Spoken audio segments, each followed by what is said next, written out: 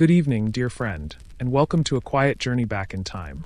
Tonight, we're going to explore something wonderfully curious and overlooked: the medieval barber, who did far more than simply trim hair and shave beards. These gentle craftsmen were surgeons, healers, and keepers of village secrets, their humble shops serving as centers of care in a world that moved much more slowly than ours. So settle in now, as we wander together through the cobblestone streets of medieval Europe, where the barber's shop was a place of strange and gentle wonders, where the flicker of candlelight illuminated not just faces being shaved, but wounds being tended, ailments being soothed, and stories being quietly shared. If you're enjoying this peaceful escape into the past, consider leaving a like or subscribing. It truly helps keep these bedtime stories alive, reaching other souls who, like you, find comfort in the gentle rhythms of history. It always amazes me how many of you are listening from different corners of the world. Drop a comment to share where you're drifting off from tonight, whether it's a quiet town in Ohio, a bustling city in Japan, or perhaps a cozy village somewhere across the sea. There's something magical about knowing we're all sharing this moment together, scattered across the globe, yet united in this peaceful journey. Now find that perfect cozy spot. Maybe pull the blanket a little closer around your shoulders, take a slow, deep breath in through your nose, and as you exhale, let your body melt completely into the bed. Feel your muscles releasing their grip on the day's tensions. The world outside can wait. This time, this quiet hour is just for you. Picture a soft, golden glow of candlelight dancing against stone walls, the faint crackle of a dying fire in a distant hearth, and the gentle hum of a world winding down as twilight settles over thatched roofs and narrow streets. The air is cool and clean, carrying the faint scent of wood smoke and herb. Close your eyes now, and imagine. You blink awake on a simple straw mattress, the faint chill of a medieval morning brushing against your skin like silk. The air around you smells of damp earth, fresh bread baking somewhere nearby, and the clean scent of wood smoke drifting through a small window. Outside, you hear the soft, rhythmic clop of hooves on worn cobblestone, the gentle creak of a cart wheel, and the distant call of someone greeting their neighbor. A rooster crows lazily in the distance, his voice carrying across gardens and courtyards. The rough wool of your simple tunic scratches gently as you rise and stretch, but it's not unpleasant. It's the honest texture of a simpler time. Through your window, you can see the village stirring to life. Wisps of smoke rising from chimneys, a dog padding quietly down the street, and there, just past the baker's shop with its warm, golden light, the barber's shop awaits. You're in a bustling medieval village in 14th century England, where barbers are so much more than they seem. You're a weary traveler, seeking the barber not just for a trim or a shave, but for the remedies, the stories, and the quiet care that only these skilled craftsmen can provide. This is a time of ancient guilds and weekly markets, of distant plagues and long pilgrimages, where barbers hold a curious and vital power in the very heart of the community. The world is changing, slowly but surely, and in this humble shop, you'll witness the gentle art of healing as it was practiced centuries ago. Tonight, we're stepping into the fascinating world of medieval barbers, whose small shops were far more than places for a simple shave or haircut. These were centers of healing, repositories of village gossip, and sanctuaries where the most intimate rituals of care unfolded in the soft glow of oil lamps and firelight. In an age before hospitals as we know them, before the sterile halls of modern medicine, the barber's shop was where people came not just to look their best, but to feel better, to heal, and to find comfort. Imagine, if you will, a time when the pace of life moved with the rhythm of the seasons, when the flicker of a single lantern could light an entire room, and when a barber's steady, practiced hands brought not just grooming, but genuine healing to an entire village. These craftsmen were part artist, part surgeon, part counselor, trusted figures who knew the secrets of herbs, the art of the blade, and the gentle touch needed to ease both physical pain and troubled minds. We're traveling now to 14th century Europe, a world emerging from the long shadows of the Dark Ages. This is the time of rising merchant classes and growing towns, where craft guilds controlled trades with careful precision. The barber surgeons had their own guild, their own rules, their own proud traditions passed from master to apprentice like precious family heirlooms. In this era, before the sciences of medicine were fully understood, healing was based on ancient wisdom. The balance of the four humors, the power of plants and herbs, and the belief that sometimes what ailed the body could be drawn out through the skin itself. The barber's shop was where theory met practice, where gentle hands worked according to knowledge passed down through generations. It's a world without antibiotics or anesthesia, where a steady hand and a calm voice were often the most powerful tools a healer possessed. Yet there's something deeply comforting about this simpler approach to care. The unhurried attention, the personal touch, the sense that healing was as much about human connection as it was about medical technique. Let your breathing slow now as we wander together to a small shop by the bustling marketplace, where morning light filters through diamond-paned windows and catches the gleam of carefully maintained tools. The barber's instruments rest in neat rows, razors honed to perfection, small glass bottles filled with mysterious tinctures, and brass bowls that catch the light like miniature suns. You can almost hear the soft sounds of the shop awakening. The whisper of a whetstone against steel, the gentle bubble of herbs steeping in hot water, the creak of leather as the barber prepares his workspace for another day of serving his community. The morning is gentle here, unhurried and peaceful. There's no rush, no urgency, just the quiet rhythm of skilled hands preparing to offer comfort, healing, and care to whoever might push open that wooden door and step inside seeking help. So breathe deeply now, let your shoulders drop, and prepare to enter a world where healing happened one gentle touch at a time, where the barber's shop was a haven of warmth and wisdom in a world that could often be harsh and uncertain. The morning is soft and still as you push open the creaking door. A faint warmth greets you, carrying the scent of lavender and boiled leather, mingling with something earthier, wood smoke and dried herbs that seem to whisper of ancient remedies. Your footsteps are muffled by rushes scattered across the wooden floor, their sweet, grassy fragrance rising with each gentle step. The shop stretches before you like a cozy cave of healing. Rough-hewn wooden beams arch overhead, darkened by years of smoke from the small fire that crackles quietly in the corner hearth. Its orange glow dances across the walls, casting gentle shadows that seem to breathe with the flickering flames. You don't need to hold on to these details. Just let the sounds of the shop carry you deeper into this peaceful morning. Along the walls, shelves sag under the weight of countless clay pots and glass vessels, each containing mysteries passed down through generations. Some hold dried chamomile flowers, their tiny white petals curled like sleeping children. Others contain thick, amber-colored salves that gleam in the firelight, or bundles of sage and rosemary tied with rough twine, their fragrance drifting softly through the air like a gentle lullaby. In the center of the room stands a worn wooden chair, its arms polished smooth by countless hands that have gripped them in moments of trust and vulnerability. Beside it, a small table holds the barber's tools. Not just the familiar razor and scissors, but stranger implements. Thin lancets that catch the light like silver needles, small brass bowls burnished to a warm glow, and iron pliers worn smooth by use. The barber himself moves quietly in this sanctuary, a man of perhaps 40 years with steady hands and kind eyes. His leather apron is already tied around his waist, and he hums a tune so soft it's barely more than a whisper. This is Master Edmund, though the villagers simply call him the barber. For in this small world, he needs no other name. His role extends far beyond trimming hair and shaving beards. He is surgeon, healer, keeper of secrets, and gentle guardian of the village's well-being. You watch as he stirs the fire with an iron poker, sending tiny sparks dancing upward like golden stars. The red and white striped pole outside his door tells its own story. The red symbolizing blood, the white representing the clean bandages he wraps around wounds and cuts. It's a sign the whole village understands. Here lives a man who can ease pain, mend what's broken, and offer comfort when the body fails. As Edmund checks his jars of herbs, running his fingers along their smooth surfaces, you notice how each movement is deliberate, practiced. He learned his craft not from books, for books are rare and precious things, but from his own master, who learned from his master before him, in an unbroken chain stretching back through the mists of time. The knowledge lives in his hands. In the careful way he measures a pinch of willow bark or tests the sharpness of his blade against his thumb. The morning light grows stronger now, filtering through the single window in soft, golden streams. Dust motes dance in the beams like tiny spirits, and somewhere in the distance you can hear the village stirring to life.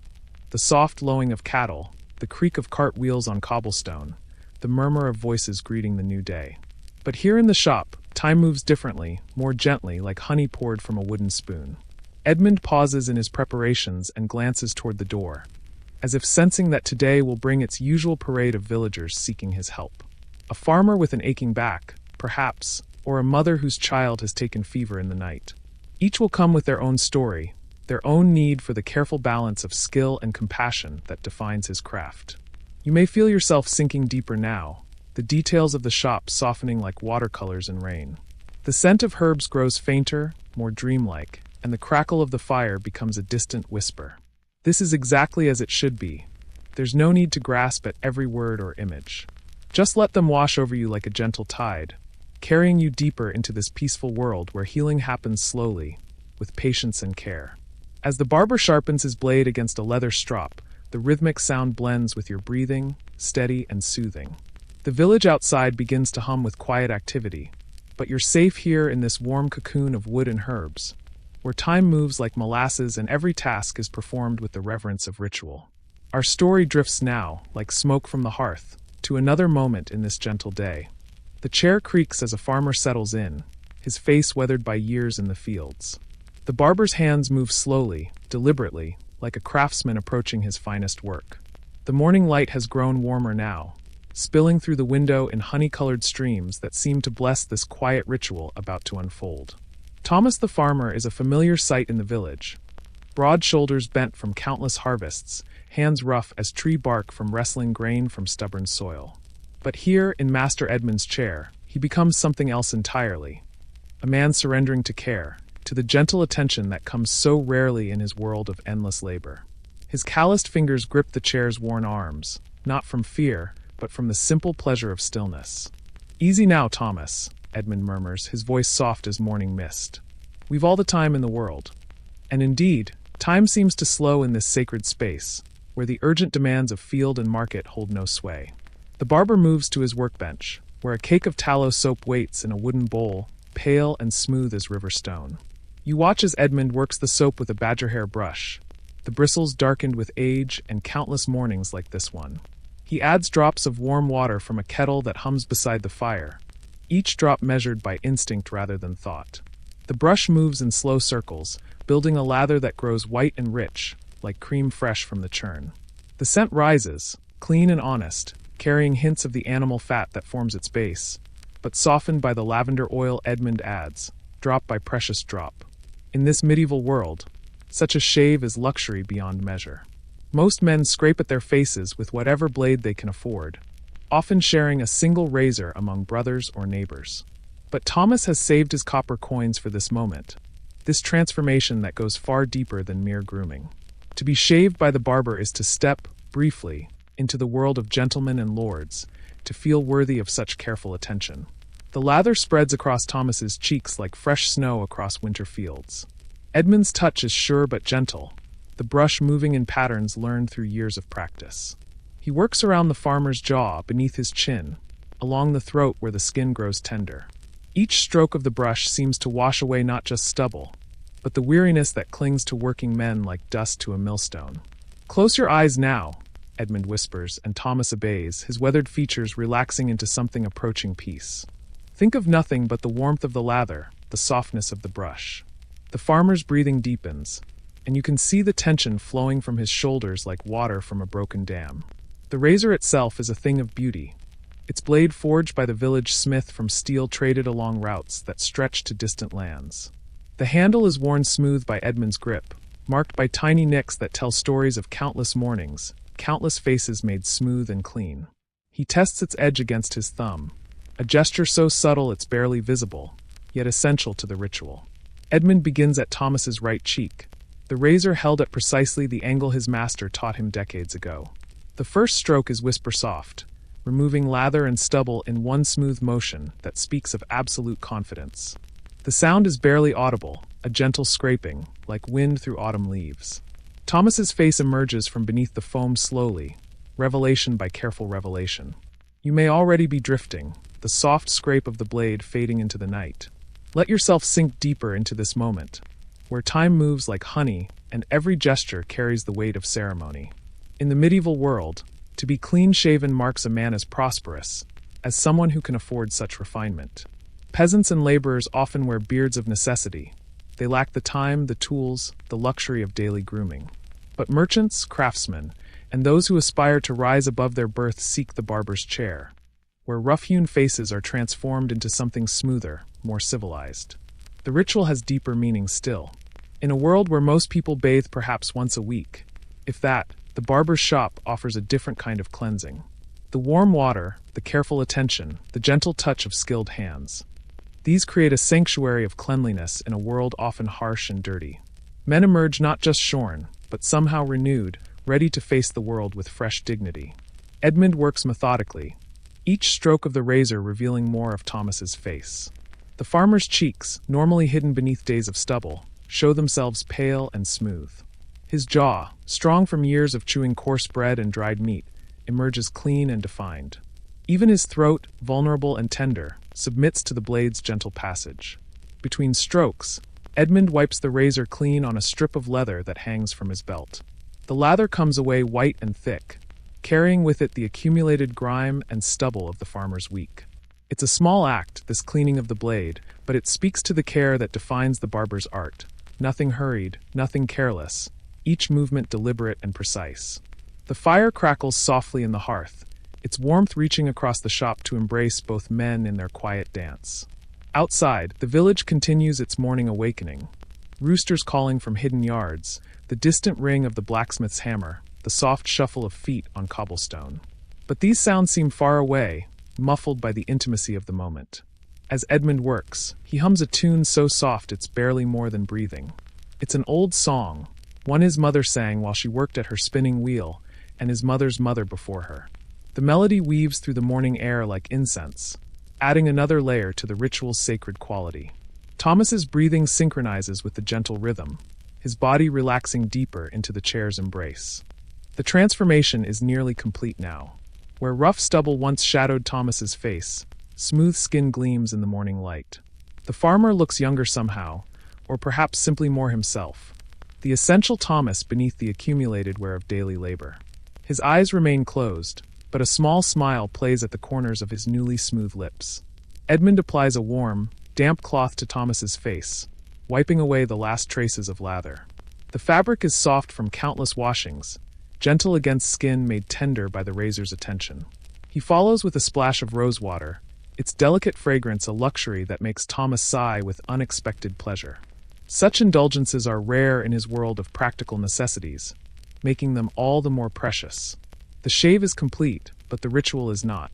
Edmund holds up a polished metal mirror, its surface reflecting Thomas's transformed face. The farmer opens his eyes and stares, as if seeing a stranger, or perhaps seeing himself clearly for the first time in weeks.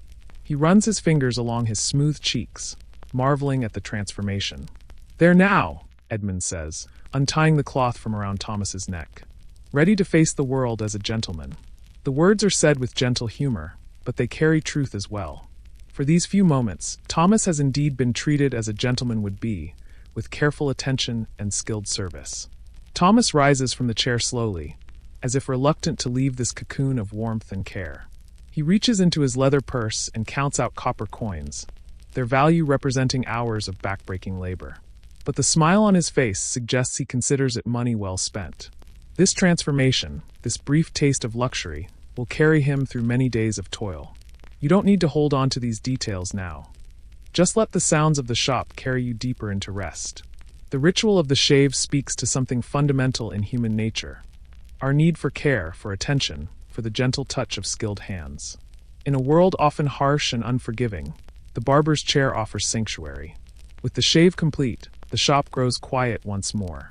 Thomas departs with final thanks, his face glowing with more than just the warmth of the razor's attention. The morning sun climbs higher, painting new patterns of light and shadow across the wooden floor, and our story drifts gently to another moment in this peaceful day. The candle flickers as the merchant rolls up his sleeve, his breath steady in the dim light. Master Edmund has lit additional candles around his workspace, their warm glow creating a circle of golden illumination that seems to hold the encroaching shadows at bay. The afternoon has grown overcast, and thick clouds press against the shop's single window, making this gentle artificial light all the more precious and comforting. Master Geoffrey is a man of middle years, his prosperity evident in the fine wool of his tunic and the silver clasp that holds his cloak. He travels the merchant roads between towns, his cart laden with bolts of cloth and packets of precious spices that perfume the air around him even now. But today, he seeks not to sell his wares, but to purchase something far more valuable. relief from the persistent headaches that have plagued him for weeks. "The pain sits here," Geoffrey murmurs, touching his temple with careful fingers, "like a stone pressing behind my eyes. It grows worse with each sunrise, Master Edmund, and I fear it clouds my judgment in matters of trade." His voice carries the weariness of a man who has tried to push through discomfort for too long, hoping it would fade on its own like morning mist. Edmund nods with the understanding that comes from years of listening to such complaints. In this age before physicians crowd every street corner, the barber serves as the village's primary healer, the one who understands the delicate balance of the body's humors. He has seen this condition many times, the buildup of excess blood that creates pressure in the head, clouding thought and bringing pain like thunder before a storm. "We shall ease this burden," Edmund says softly, his voice carrying the quiet confidence that has comforted countless villagers. "The blood runs too hot in your veins, Master Geoffrey. A gentle letting will restore the balance your body craves." He moves to his collection of brass bowls, selecting one that gleams like captured sunlight in the candlelight. The tools of bloodletting are arranged with ceremonial precision on a clean linen cloth. Small brass lancets, each no longer than a woman's finger, rest in neat rows like sleeping soldiers. Their edges have been honed to perfect sharpness, capable of making cuts so fine they barely disturb the skin's surface. Beside them lie strips of soft leather for binding, and shallow bowls to catch the dark crimson that will flow like a river of relief. You watch as Edmund prepares his workspace with movements that have become ritual through repetition. He warms his hands by the fire, ensuring they will be gentle against the merchant's skin. Steam rises from a kettle of water he has set to boil, for cleanliness is paramount in his practice. Though he may not understand the invisible creatures that cause infection, he knows instinctively that clean tools and pure water lead to better healing. Geoffrey settles into the familiar wooden chair, extending his arm with the trust that marks the relationship between healer and patient. His sleeve is rolled high, revealing skin that speaks of a life lived indoors, pale and soft compared to the weathered hide of farmers and laborers. A network of blue veins shows faintly beneath the surface, like rivers drawn on a map of flesh. "Breathe deeply now," Edmund instructs, wrapping a leather strap around Geoffrey's upper arm. "Think of cool streams and gentle breezes. Let your mind wander to pleasant meadows where wildflowers dance in summer wind." The merchant's eyes drift closed, and his breathing grows slow and regular, following the rhythm Edmund establishes with his own calm presence. "Let your mind rest now. No need to follow every detail. Allow yourself to sink into this moment of quiet healing, where candlelight creates a sanctuary against the gathering dusk." The theory of bloodletting rests on wisdom passed down through generations, knowledge that traces back to ancient Greek physicians who first observed the bodies for essential humors. Blood, phlegm, yellow bile, and black bile must exist in perfect balance, they taught, and when one grows too abundant, illness follows as surely as floods follow heavy rain. The merchant's headaches speak of blood grown too hot and thick, pressing against the vessels of his skull like wine fermenting in too small a cask. Edmund selects his lancet with careful consideration, choosing one whose blade catches the light like a silver crescent moon. He tests its sharpness against his thumb, a gesture so swift it barely registers, then cleanses it in the steaming water. The metal gleams as he holds it to the light, ensuring no spot of rust or imperfection mars its surface. "A small pinch now," he warns, though his touch is so gentle that Geoffrey barely feels the lancet's kiss against his forearm. The cut is precise, no deeper than necessary, allowing the blood to well up slowly like a dark spring emerging from hidden depths.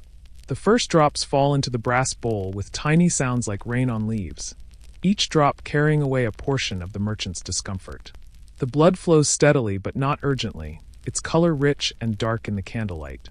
Edmund monitors its passage with the attention of a master craftsman, knowing exactly when enough has been released to restore the delicate balance. Too little, and the treatment fails. Too much, and weakness follows where strength should return. The art lies in recognizing the precise moment when harmony reasserts itself.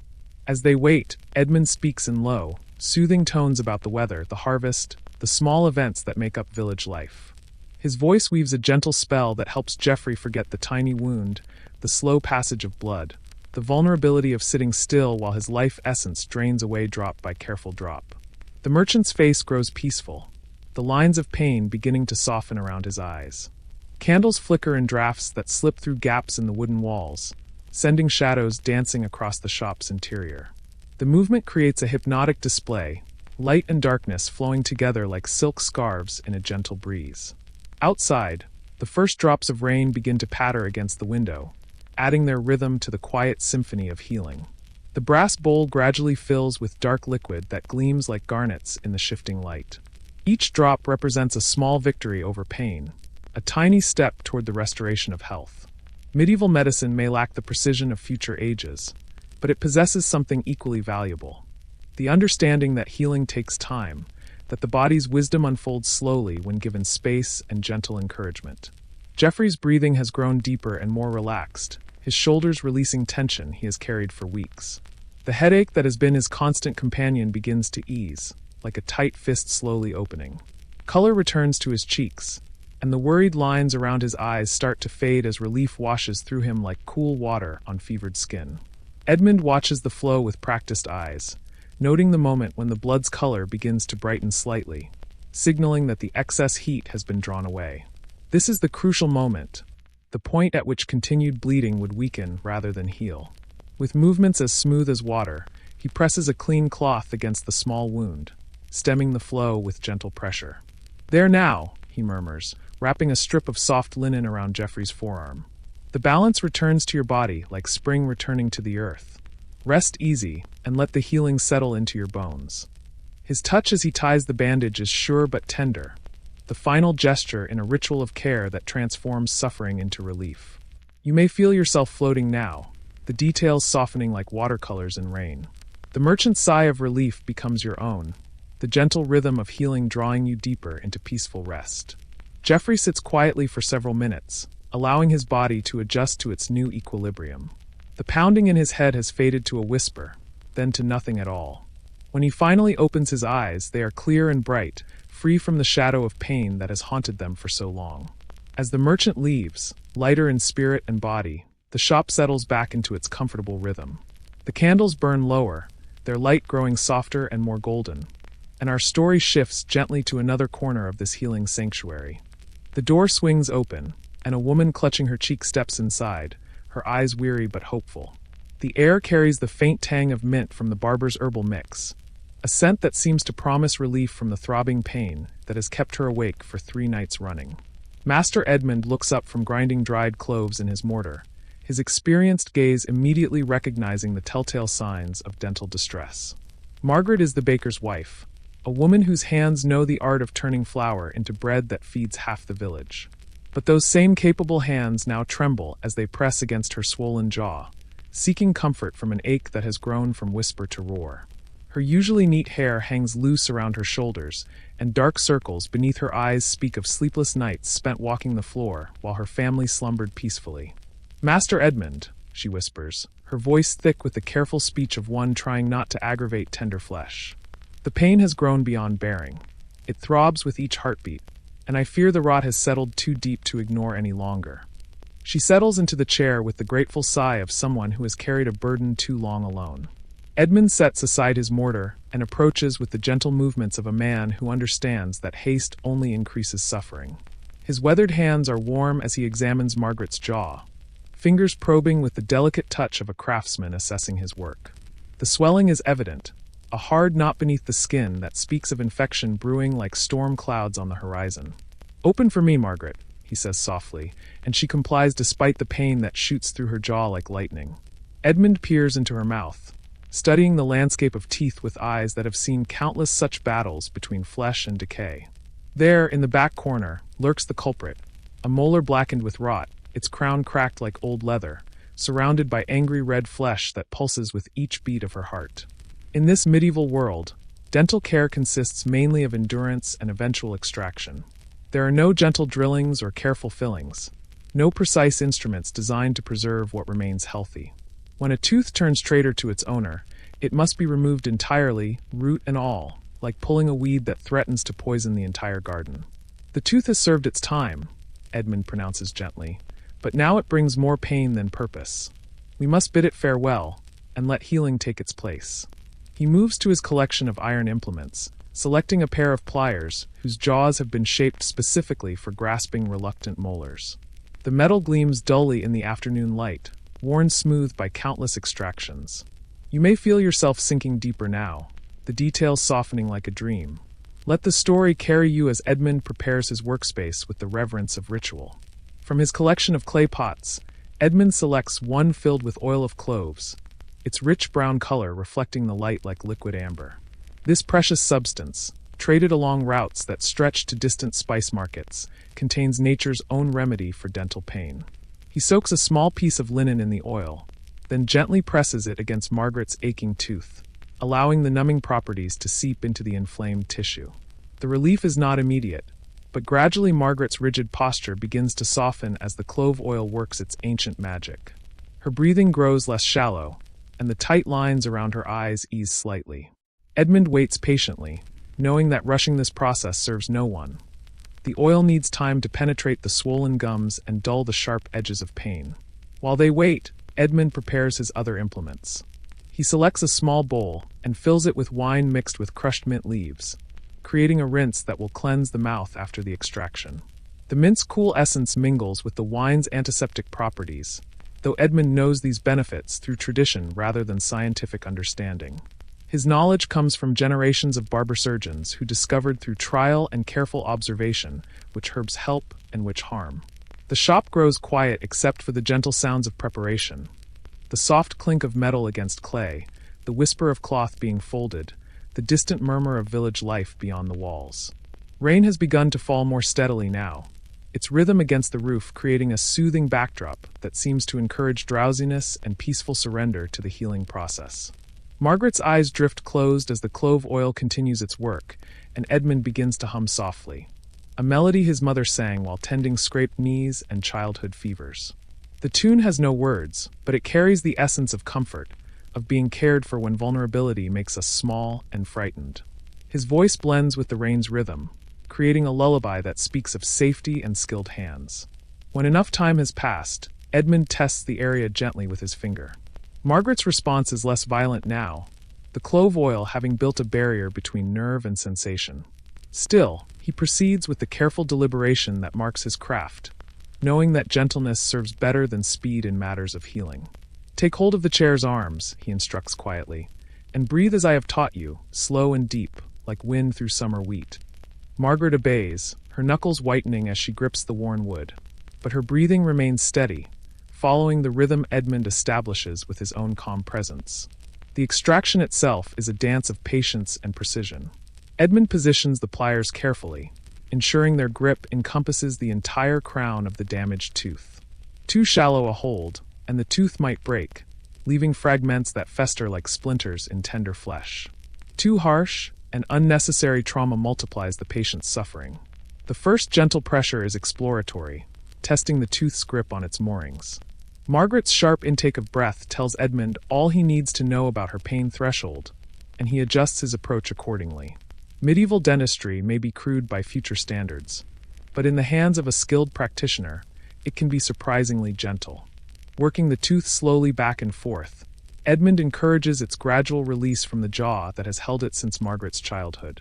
Each movement is deliberate, designed to loosen rather than force, to persuade rather than demand. The sound is subtle, tiny pops and creaks as ligaments stretch and bone releases its grip. You don't need to follow every moment now.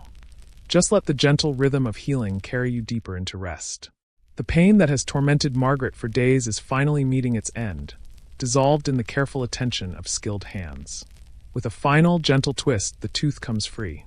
It emerges slowly, its roots longer than expected, stained dark with decay but intact. A complete extraction that leaves no fragments behind to cause future trouble. Margaret's gasp is one of relief rather than pain, the sudden absence of pressure more noticeable than its presence had been. Edmund quickly presses a clean cloth against the bleeding socket, his movements smooth and practiced. The bleeding is minimal, a good sign that speaks of clean work and healthy tissue. He guides Margaret's hand to hold the cloth in place while he prepares the mint wine rinse that will cleanse the wound and begin the healing process.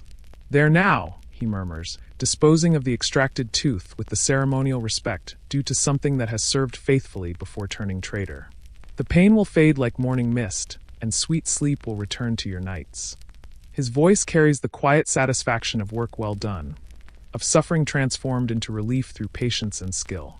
Margaret sits quietly for several minutes, marveling at the absence of the throbbing that has been her constant companion.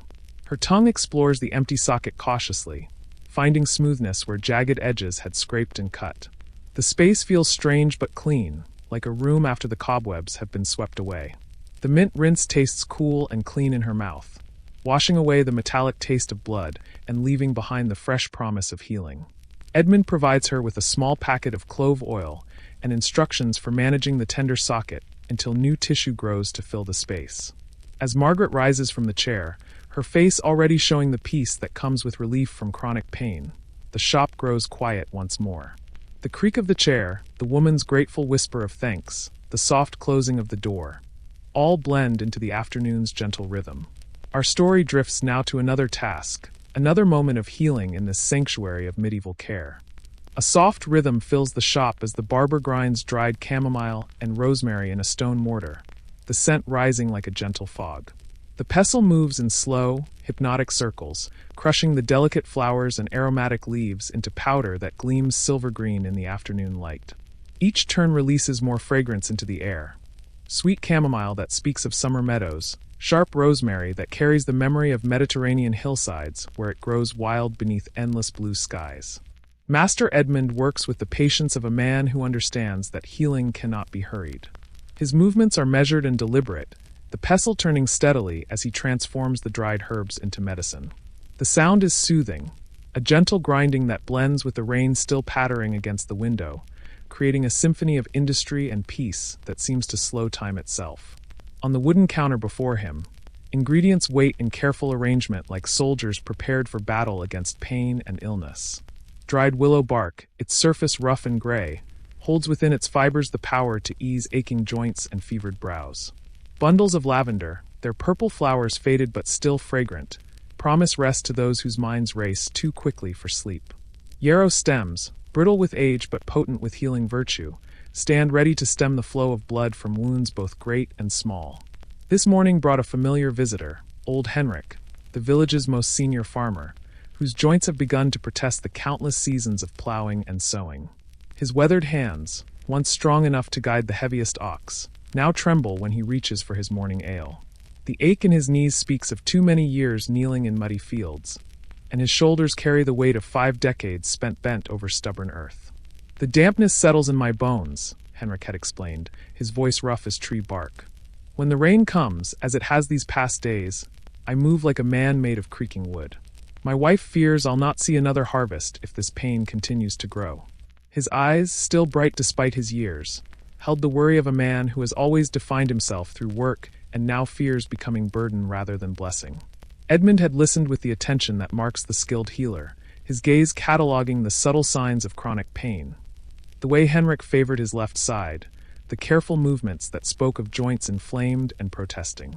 In his mind, he began composing the remedy that would bring relief, drawing on knowledge passed down through generations of village healers. You don't need to remember the names of these herbs. Just let their fragrance carry you deeper into this peaceful world where healing happens slowly, with patience and care. The chamomile yields to the pestle's pressure, releasing its essence in tiny clouds of aromatic dust. Edmund has harvested these flowers himself from the meadow beyond the village walls, gathering them at dawn when the dew still clings to their petals and their potency runs strongest. He dried them carefully in his shop's warmth, hanging them in bundles from the ceiling beams where they perfumed the air for weeks before being ready for use.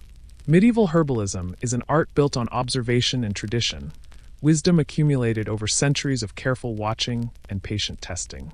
Each plant holds its own virtues, its own gifts to offer those who suffer. The barber surgeon learns to read the language of leaves and flowers, to understand which combinations work in harmony and which create discord. This knowledge lives not in books, for books are precious and rare, but in the memory and hands of those who practice the healing arts. The rosemary joins the chamomile in the mortar, its needle-like leaves breaking apart to release their sharp, clean scent. This herb traveled far to reach Edmund's shop, carried by merchants along trade routes that connect distant lands. Rosemary for remembrance, as the saying goes, but also rosemary for circulation, for warming the blood and encouraging it to flow freely through channels narrowed by age and inflammation. As the pestle turns, Edmund's mind wanders to the stories his master told him about each herb's properties. Chamomile, gentle as a mother's touch, soothes both body and spirit. Its flowers contain a subtle magic that calms inflamed tissues and encourages peaceful sleep. Combined with rosemary's warming influence, it creates a remedy that addresses both the physical reality of Henrik's pain and the emotional weight of his fear. The grinding continues, each turn of the pestle releasing more aromatic oils into the air. The scent grows richer, more complex, as the individual herbs begin to blend into something greater than their separate parts. Edmund adds a pinch of dried willow bark, its bitter compounds holding the power to ease the very inflammation that torments Henrik's joints. The bark crumbles easily, adding its own earthy fragrance to the growing mixture. Rain continues its gentle percussion against the window, each drop adding to the afternoon's peaceful atmosphere. The sound seems to encourage drowsiness, to invite surrender to the slow rhythms of healing and rest. In this medieval world, where urgency is rare and patience abundant, such sounds become meditation, background music for the ancient dance between herbalist and herb. Let your body relax now, sinking deeper into the comfort of this moment. The steady grinding of the pestle becomes hypnotic, its rhythm matching the slow beat of your heart as you drift towards sleep. From a shelf lined with clay pots, Edmund selects a container of rendered lard, its surface white and smooth as fresh snow. In this age before chemical preservatives, animal fat serves as both base and carrier for herbal remedies. The lard will hold the herbs in suspension, creating a salve that can be rubbed into aching joints to deliver relief directly where it's needed most. He measures the lard carefully into a small iron pot, then sets it near the fire where gentle heat will soften it without destroying the herb's delicate properties. The fat begins to melt slowly, transforming from solid white to clear liquid that shimmers in the firelight. Edmund watches it with the attention of a cook preparing a feast, knowing that too much heat will ruin the remedy, while too little will fail to properly blend the ingredients. The mortar now holds a fine powder that carries the concentrated essence of 3 powerful healing herbs. Edmund examines it with satisfaction, noting the even texture and rich color that speaks of proper preparation. He adds a few drops of honey, its golden sweetness not only improving the mixture's palatability, but also contributing its own healing properties. Honey fights infection and soothes irritated tissues, making it the perfect addition to a remedy designed for inflamed joints. When the lard reaches the perfect consistency, warm but not hot, liquid but not bubbling, Edmund begins the careful process of incorporation. He adds the herbal powder slowly, stirring with a wooden spoon worn smooth by years of similar preparations. The mixture takes on a pale green color, beautiful and soothing, while the combined fragrances of chamomile and rosemary intensify in the warmth. The stirring must be thorough but gentle, ensuring that every particle of herb is evenly distributed throughout the base. Edmund's movements are meditative, the spoon moving in slow circles that seem to draw tranquility from the very air. He hums softly as he works, the same wordless melody that has accompanied his healing work for decades, a tune that seems to infuse the remedy with additional comfort. As the salve cools, Edmund prepares a small clay pot for storage. The container is clean and dry, its surface smooth and unmarked by previous use. He lines it with a piece of soft linen, then carefully pours the still warm salve into its new home. The mixture settles with a soft sigh, its surface becoming smooth and even as it begins to solidify. You may feel yourself floating now, carried by the gentle rhythm of preparation and the soothing scents that fill the shop. The rain has grown softer, more distant, and the fire crackles with drowsy contentment. While the salve cools, Edmund labels the pot with careful strokes of his quill, noting the contents and the date of preparation. His writing is simple but clear, each letter formed with the deliberate care of one who learned to write as an adult. The label will help him track the remedy's age and ensure that Henrik receives the freshest possible treatment for his aching joints. The finished salve sits cooling on the counter, its pale green surface reflecting the afternoon light. Soon it will be ready for Henrik's weathered hands, ready to carry its healing warmth deep into joints that have served faithfully for so many years. The remedy represents more than mere medicine. It embodies the ancient contract between healer and patient, the promise that suffering need not be endured alone. Edmund cleans his tools with the same careful attention he brought to their use. The mortar and pestle are washed in warm water, then dried thoroughly to prevent any contamination of future preparations. The wooden spoon is scraped clean and set aside to dry, while the iron pot is returned to its place near the fire. The shop settles into its familiar rhythm once more, filled with the lingering fragrance of herbs and the quiet satisfaction of work well done. Outside, the rain continues its gentle song, and somewhere in the village, Henrik waits for the relief that will come with evening's application of the healing salve. With the salve prepared and cooling, the shop grows still, and we wander gently to another task in this sanctuary of medieval healing. The door creaks as a knight steps in, his chainmail clinking softly, a faint wind crossing his face. The air smells of leather and iron, mingling with the herb-scented atmosphere of the shop in a way that speaks of two worlds meeting: the harsh realm of warfare and the gentle sanctuary of healing. Sir Aldrich removes his helm with careful movements, revealing a face marked by years of service and the particular weariness that comes from holding pain at bay through sheer force of will. The knight's presence fills the shop with a different energy than the farmers and merchants who usually seek Edmund's care. His shoulders are broader, his movements more controlled, but there's something vulnerable in the way he favors his left arm, something that speaks of recent injury and the stubborn pride that has kept him from seeking help until now. The afternoon light catches the silver threads in his dark hair, and his eyes hold the distant look of one who has seen too much of the world's harsher truths. "Master Edmund," Sir Aldrich says, his voice carrying the careful modulation of nobility, though weariness seeps through the formal words. "I find myself in need of your skill. A skirmish 3 days past has left me with a memento I'd rather not carry." He gestures to his left shoulder, where a dark stain has spread across the fabric of his tunic beneath the mail. The knight's admission of need carries weight in this medieval world, where strength defines a man's worth and vulnerability is often seen as weakness. For a warrior to seek the barber's care speaks of wounds that have moved beyond mere inconvenience into the realm of genuine concern. Edmund responds with the quiet dignity that has earned him respect among all classes of society, from the lowest peasant to the highest lord. "All flesh heals better with proper tending," Edmund replies gently, his tone carrying neither deference nor judgment. "Come, let us see what requires attention." He guides Sir Aldrich to the familiar wooden chair, noting how the knight moves with the careful precision of one who has learned to mask discomfort behind training and discipline. The removal of the chainmail becomes a ritual in itself. Each link catches the light as Edmund helps ease the heavy mesh from Sir Aldrich's shoulders, revealing the padded gambeson beneath. The thick cloth garment, designed to cushion the wearer from the mail's weight and chafing, shows signs of long wear and recent stress. Dark stains mark its surface, and the fabric has torn near the shoulder where something sharp has found its way through the knight's defenses. Let the weight of the day slip away now. You're just floating through this story, carried by the gentle rhythm of care and healing that fills the shop like warm honey. Beneath the gambeson, Sir Aldrich's linen undertunic clings to his skin, stained with the rust-colored evidence of a wound that has bled more than he cares to admit. The fabric has stuck to the injury, creating a makeshift bandage that must be removed with care to avoid reopening what has begun to heal.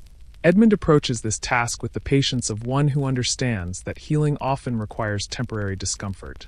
"Water warm but not hot," Edmund murmurs, more to himself than to his patient, as he prepares a basin beside the chair.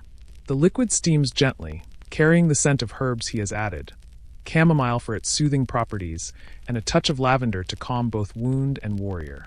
The knight watches these preparations with the keen attention of one accustomed to evaluating the competence of those upon whom his life might depend.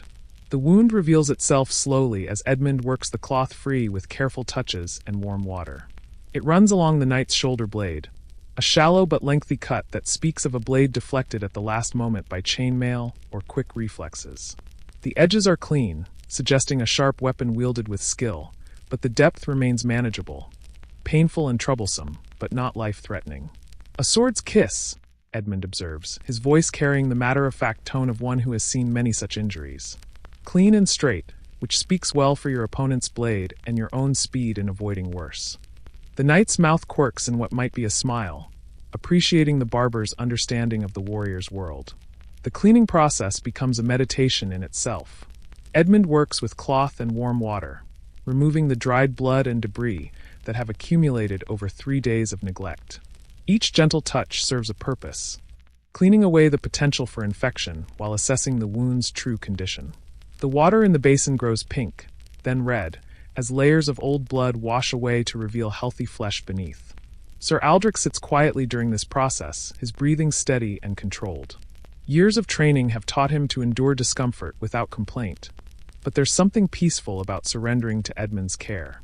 The shop's warmth seems to seep into his bones, replacing the constant tension of vigilance with something approaching relaxation.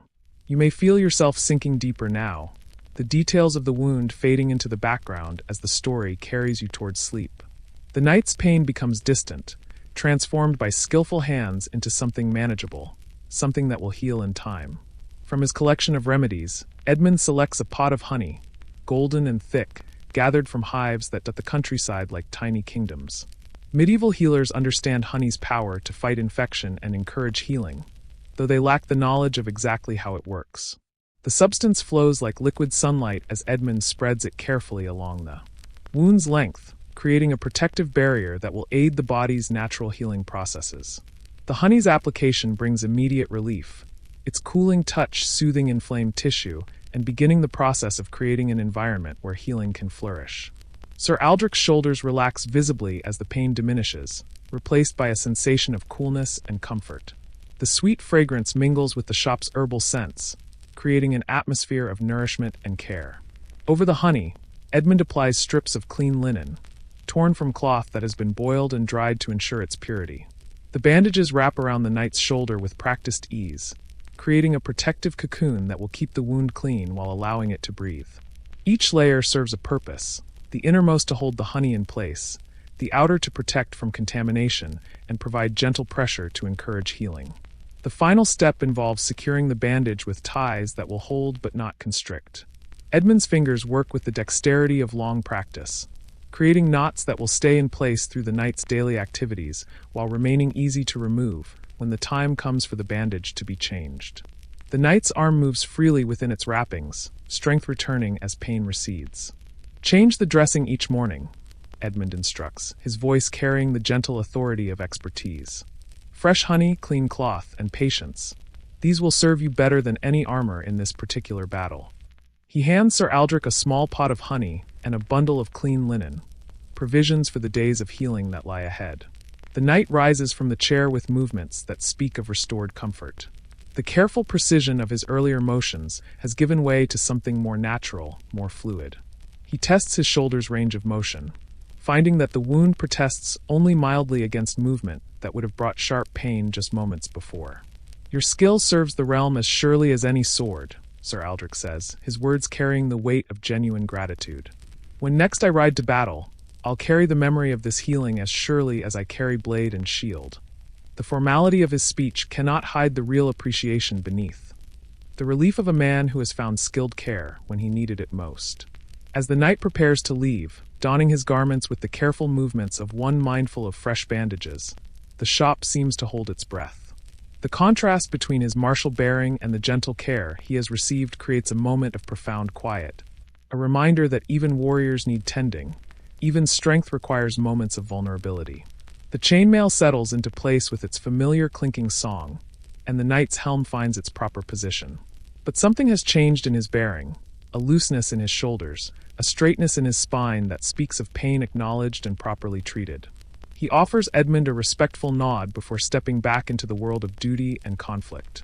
As the knight nods in thanks and departs, the shop's warmth lingers, carrying the satisfaction of another soul restored to wholeness. The door closes with its familiar creak, and we drift elsewhere in this sanctuary of medieval healing. A soft knock at the door, and a mother enters, her child cradled in her arms, cheeks flushed with fever. The firelight dances gently on the walls, casting warm shadows that seem to wrap around the small family like a protective embrace. The child, perhaps 4 or 5 years old, rests limply against his mother's shoulder, his small chest rising and falling with shallow breaths that sound like tiny whispers in the quiet shop.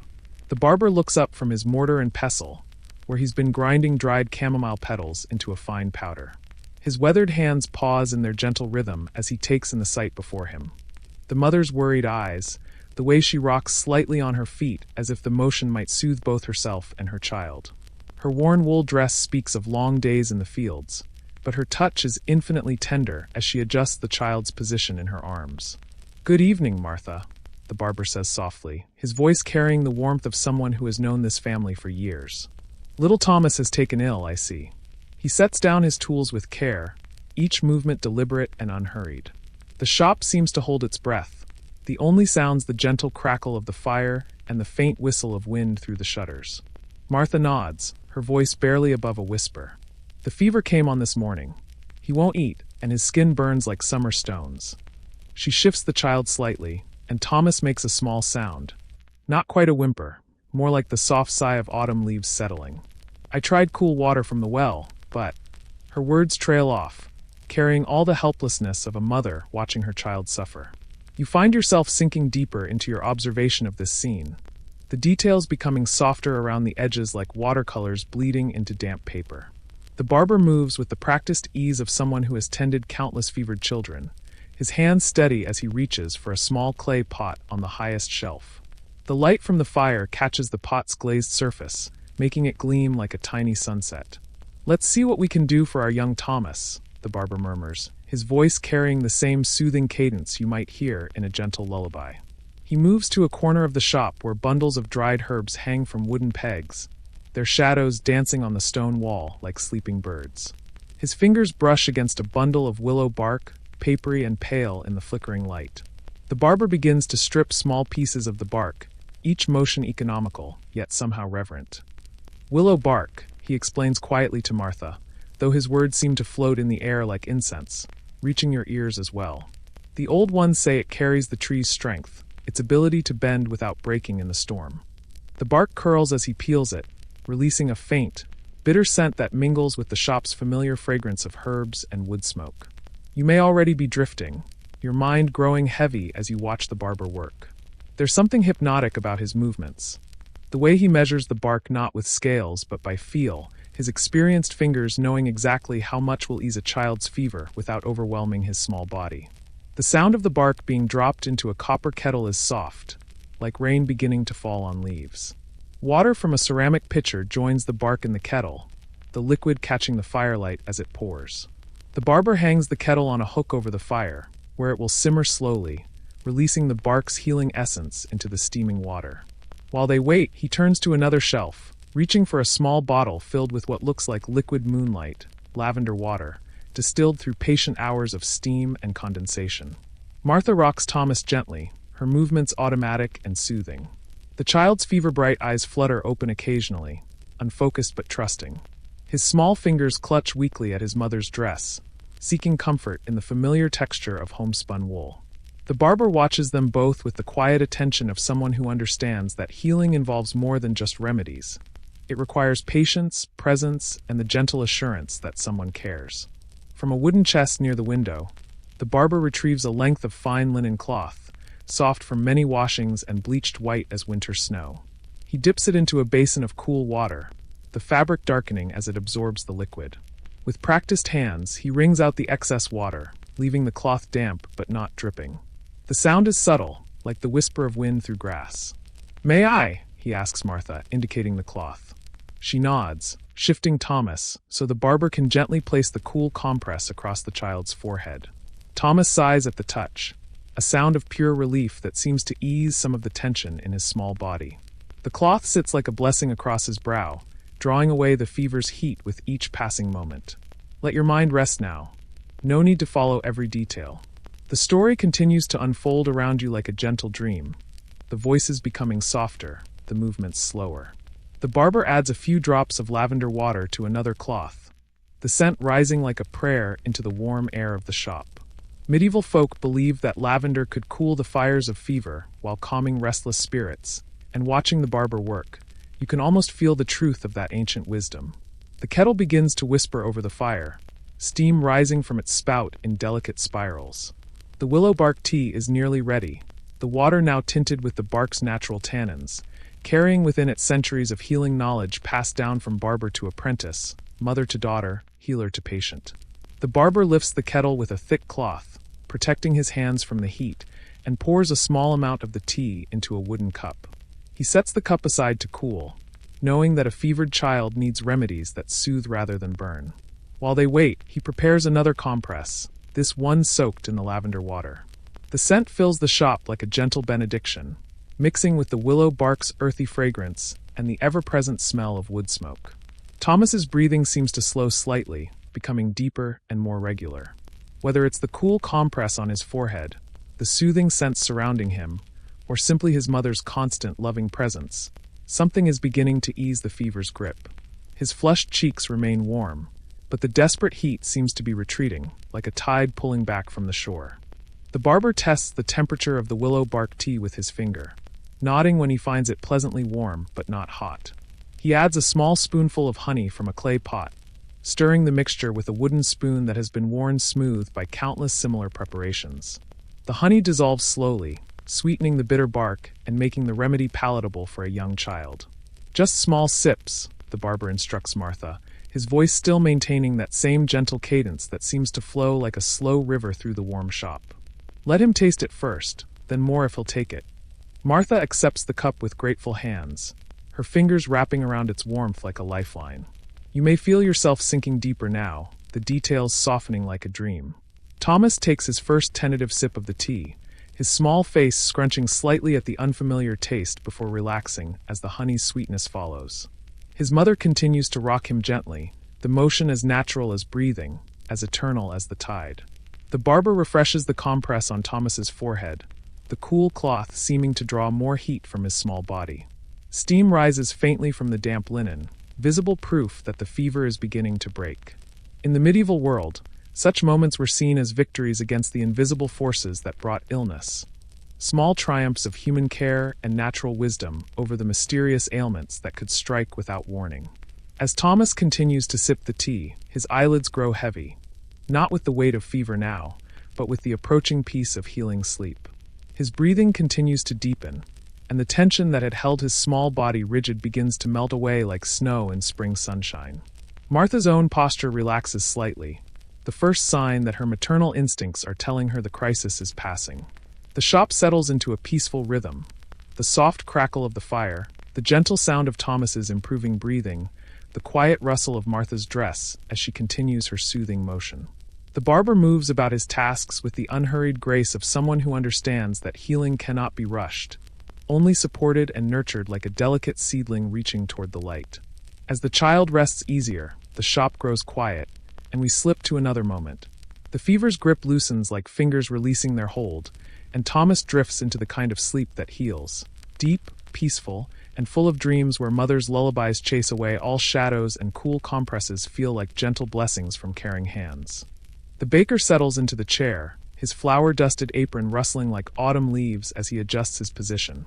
A smile plays on his lips as he begins to speak, his voice carrying the warmth of someone who has spent the morning kneading dough and tending ovens.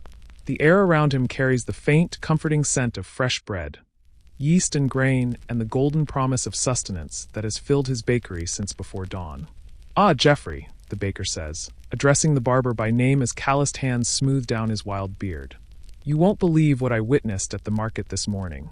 His eyes twinkle with the particular joy of someone who has stumbled upon a delicious piece of village gossip, the kind of story that will be retold in doorways and around hearth fires for weeks to come. The barber, Geoffrey, chuckles softly as he selects his trimming shears from the leather roll where his tools rest like sleeping instruments. The metal catches the firelight, gleaming with the care of someone who knows that sharp blades make for gentle work. "Tell me, William," he says, his voice carrying that same soothing cadence that has calmed fevered children and anxious nights alike. "What drama has our little village conjured up now?" You find yourself drifting deeper into this scene, the voices becoming a gentle murmur that flows around you like warm honey. The barbershop has transformed into something more than a place of business. It's a sanctuary where secrets are shared and stories unfold, where the rhythm of scissors through hair creates a soundtrack for the quiet dramas of medieval life. William's beard is magnificent in its unruliness, a cascade of brown and silver that speaks of years spent leaning over bread ovens, of flour permanently dusted into every whisker, of a man who works with his hands and wears his craft proudly.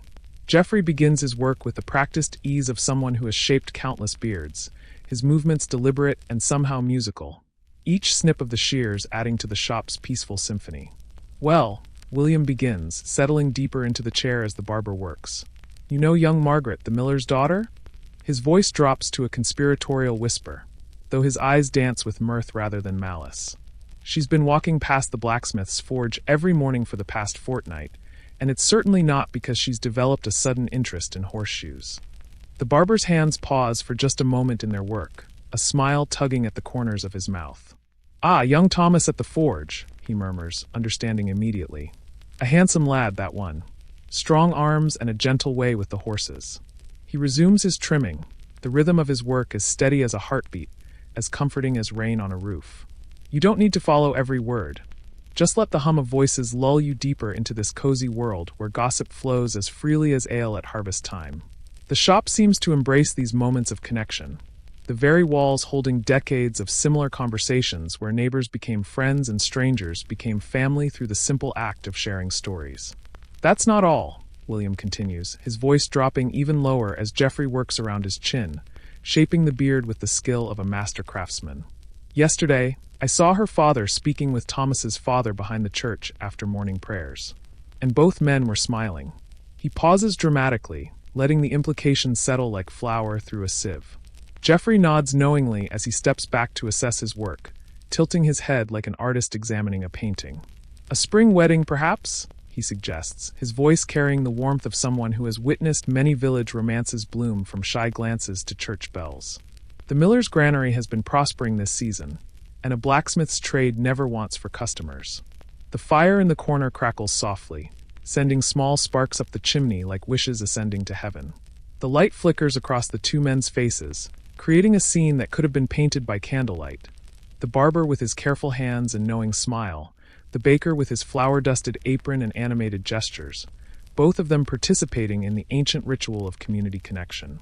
"There's more," William says, clearly delighting in his role as the village's unofficial chronicler of romantic developments. "Sarah, the Brewster's wife, told me that Margaret has been asking about wedding cakes. Not just any cakes, mind you, but the kind we make for the feast days. Honey cakes with almonds and rose water."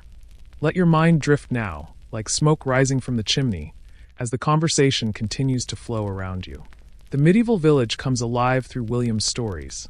A place where everyone knows everyone, where a young woman's changed walking route becomes the subject of gentle speculation, where marriages are matters of community celebration rather than private affairs. Geoffrey continues his work with unhurried precision, transforming William's wild beard into something more refined while still maintaining its essential character. Each snip of the shears is deliberate, like a musician playing a familiar tune. The trimmed whiskers fall to the floor like tiny offerings, gathering around the chair in soft piles that will later be swept into the fire, their smoke carrying the essence of community gossip up into the evening air. "And what of the chandler's son?" Geoffrey asks, pausing to brush loose whiskers from William's shoulder with a soft cloth. "I heard tell he's been making eyes at the cooper's daughter during Sunday services." His question demonstrates the barber's role not just as a listener, but as a keeper of the village's interconnected stories, understanding how one romance might affect another in their small community. William's eyes light up with fresh enthusiasm. "Ah, young Peter. Now there's a tale worth telling." He shifts slightly in the chair, careful not to disrupt the barber's work, but eager to share this new thread in the village's tapestry of relationships. He's been buying more candles than any household could possibly need. Fine beeswax ones, too, not the tallow sort we common folk use. The implication hangs in the air like the sweet scent of those very beeswax candles. Geoffrey chuckles softly, a sound like water flowing over smooth stones. "Love makes fools of us all," he observes gently, his scissors continuing their rhythmic work. "Though I'd say it makes better fools of young men than old ones.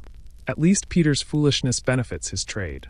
You may feel yourself floating now, carried along by the gentle current of their conversation, like a leaf on a slow-moving stream. The shop seems to exist outside of time, a place where the eternal human dramas of courtship and community play out against the backdrop of flickering firelight and the comfortable routine of a barber's careful work. But the most interesting development, William continues, his voice taking on the tone of someone saving the best story for last, concerns the widow Eleanor. He pauses, clearly enjoying the dramatic effect. She's been visiting the apothecary's shop 3 times this week, and not for her usual remedies for joint pain. Geoffrey's eyebrows rise slightly, his hands never pausing in their work, but his attention clearly captured. Eleanor has been a widow for 2 years now, a woman of middle age whose husband left her comfortable but alone. The village has watched her gradual emergence from mourning with the careful attention of a community that cares for its own. The apothecary's shop, Geoffrey muses, understanding immediately. The apothecary, a learned man who came to their village from the larger town 2 valleys over, has been a subject of quiet speculation himself. A widower with grown children, he possesses the kind of gentle intelligence that appeals to women who have moved beyond the desperate passions of youth into something deeper and more sustaining. She's been buying lavender water, William whispers, as if sharing a state secret, and rose oil. And yesterday, I saw her purchasing a small hand mirror from the traveling merchant. The implications of these purchases would be clear to anyone in their small community. A woman preparing to be courted, or perhaps to do some courting of her own. The barber steps back again to examine his work, the firelight catching the newly shaped contours of William's beard. What was once wild and unruly has been transformed into something distinguished, the silver threads catching the light like tiny stars scattered through brown earth. The transformation speaks to the barber's skill, but also to something deeper, the way human connection and care can refine and polish us all. Eleanor deserves happiness, Geoffrey says simply, his voice carrying the wisdom of someone who has listened to countless stories of love and loss. She nursed her husband through his final illness with devotion that would make the saints weep. If the apothecary can bring lightness back to her eyes, then God bless them both. You're sinking deeper now, the shop fading into a warm blur of comfort and community. The conversation continues to flow around you like a gentle river, carrying stories of young love and mature affection, of village dramas and quiet triumphs. The medieval world reveals itself not as a place of darkness and hardship, but as a community where people care for each other's happiness as naturally as they share their daily bread. William reaches up to stroke his newly trimmed beard, his fingers exploring the careful work Geoffrey has done. The wild tangle has been shaped into something that frames his face with dignity, each whisker falling into place as if it had always been meant to be there. The transformation is subtle but significant. The baker will return to his ovens looking like the successful craftsman he is, rather than a man who simply works too hard to notice his appearance. Your hands work magic, Geoffrey, William says, rising from the chair with the careful movements of a man whose days begin before dawn and end long after sunset. My dear wife will hardly recognize me when I return home. He brushes the last loose whiskers from his apron, the flour dust and trimmed hair mingling like the ingredients in one of his complex breads. The barber begins cleaning his tools with the same care he brings to all his work, wiping the blades clean and checking their sharpness against his thumb. Each tool returns to its proper place in the leather roll, ready for the next customer, the next story, the next moment of human connection that makes his shop more than just a place of business. As the baker's laughter fades and he steps out into the evening air, the shop settles into its familiar rhythm once more. The fire continues its gentle crackling, the shadows dance on the walls, and Geoffrey prepares for whatever the next visitor might bring. Another story, another confidence, another moment in the endless tapestry of village life.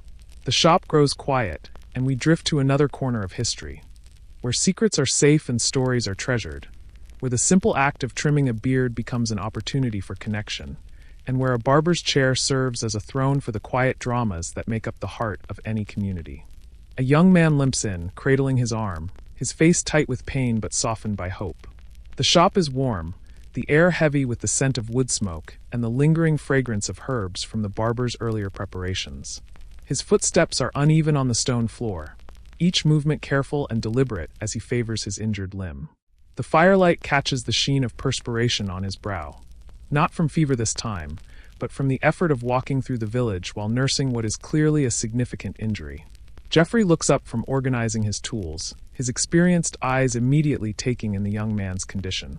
This is Edmund, the carpenter's eldest son, barely 20 summers old, with the strong shoulders and calloused hands of someone who works with wood and stone. His left arm hangs at an awkward angle, supported by his right hand in a way that speaks of careful protection against further pain. "Edmund, my boy," Geoffrey says softly, his voice carrying the immediate warmth of recognition and concern. "Come, sit yourself down before you fall down." He gestures to the familiar chair, but his tone suggests something more serious than a simple shave or haircut awaits.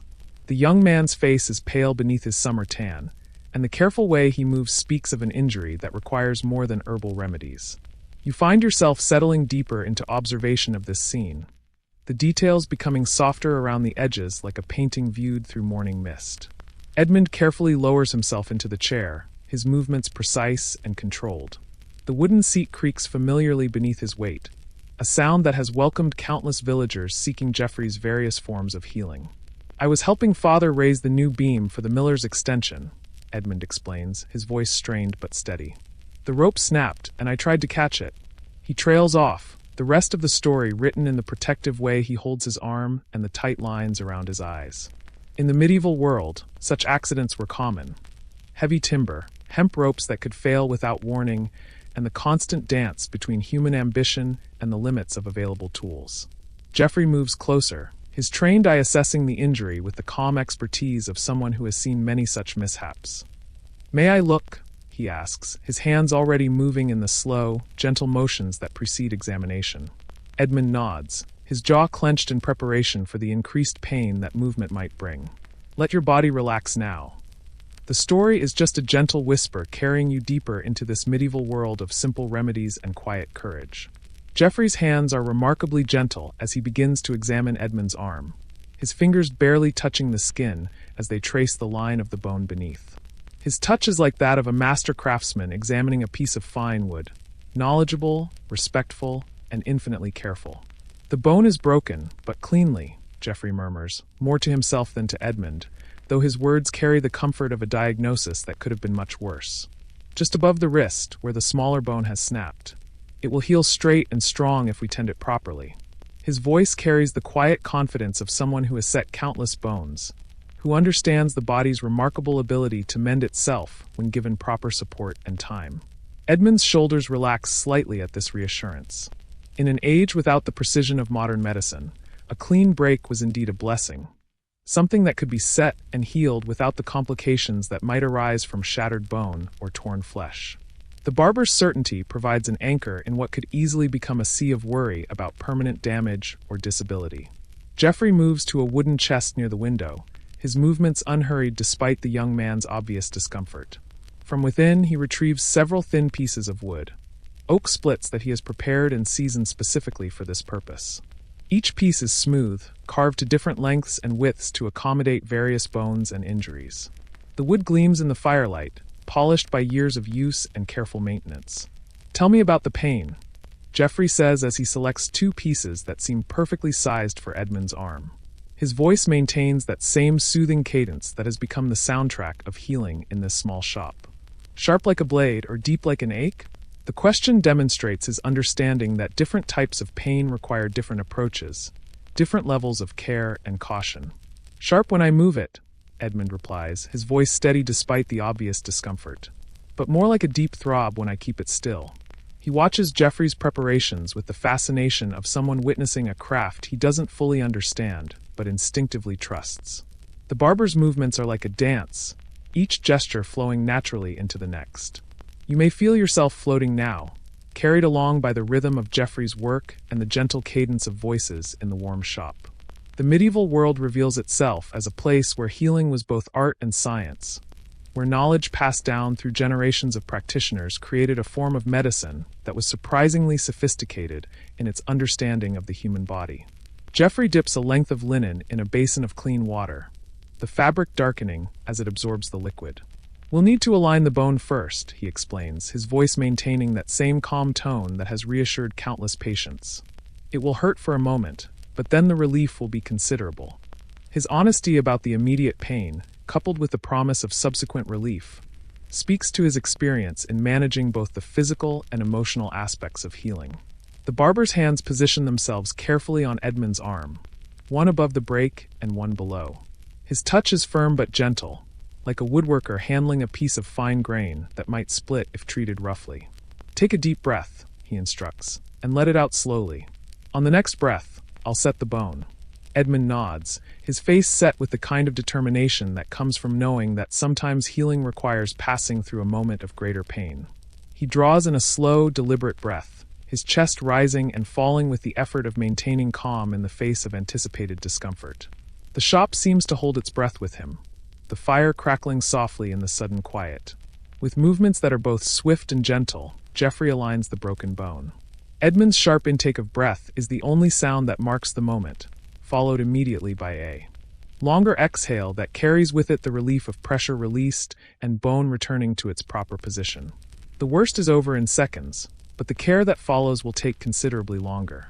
There, Jeffrey says softly, his hand still supporting Edmund's arm in its new, corrected position.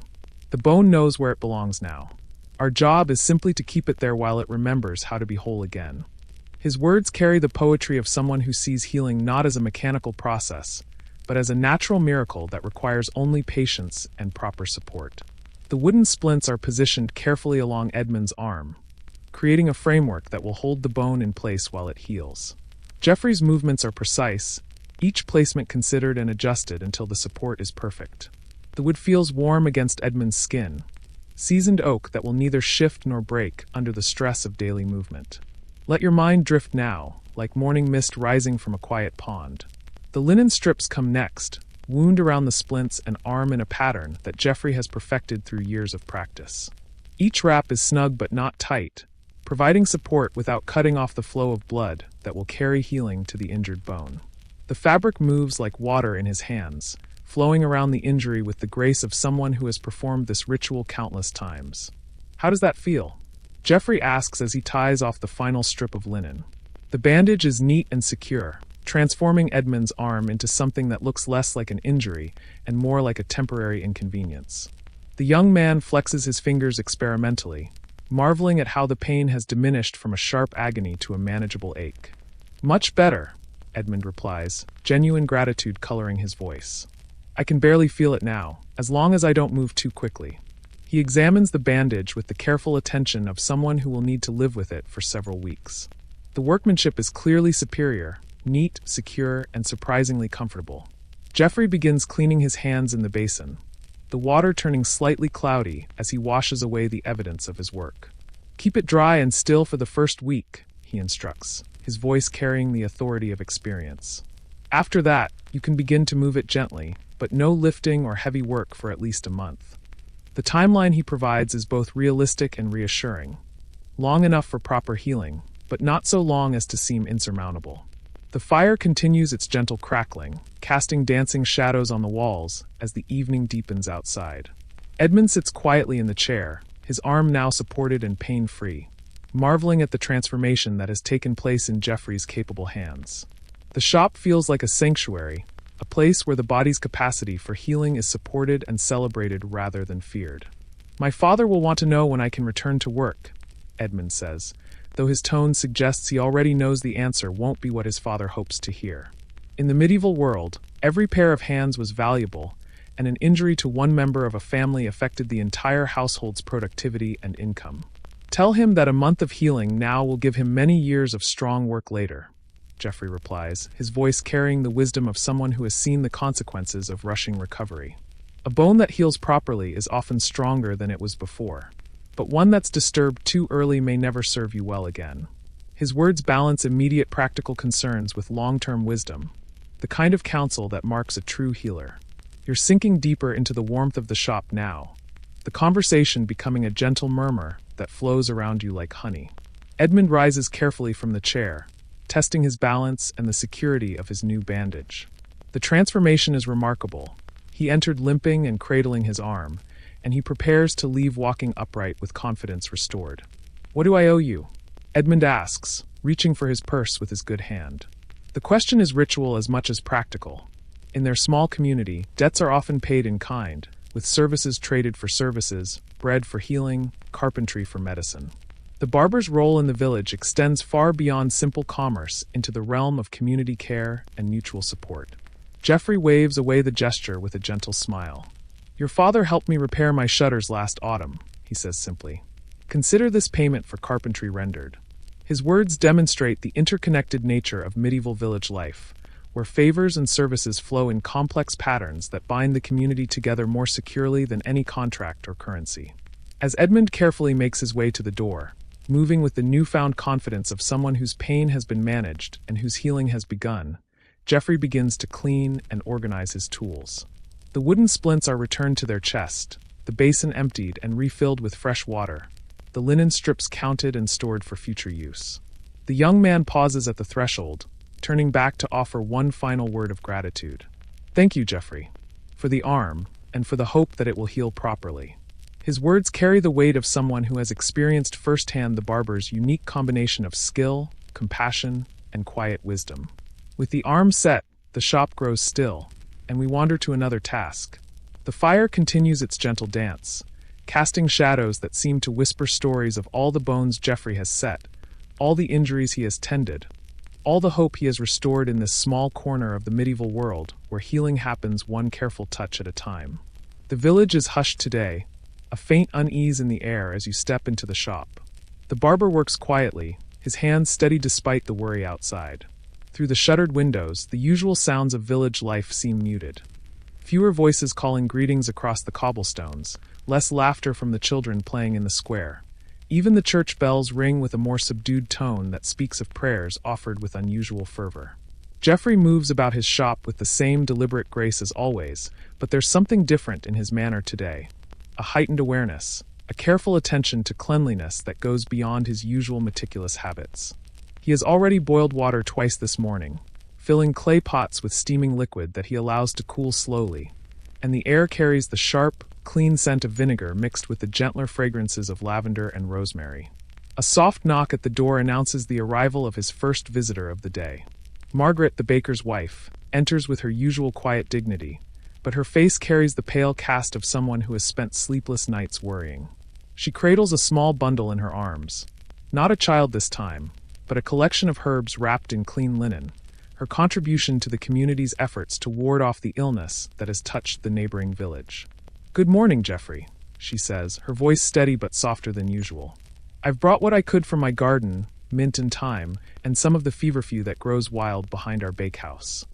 She sets the bundle on his workbench with hands that tremble slightly, not from age or infirmity, but from the weight of collective concern that has settled over their small community like morning fog. You find yourself drifting deeper into this scene, the hushed atmosphere wrapping around you like a gentle blanket. The medieval world reveals itself as a place where communities faced uncertainty together, where individual knowledge and resources were pooled for the common good, where a barber's shop became a center not just of healing, but of hope and mutual support. Jeffrey accepts the herbs with a grateful nod, his hands careful as he unwraps the bundle.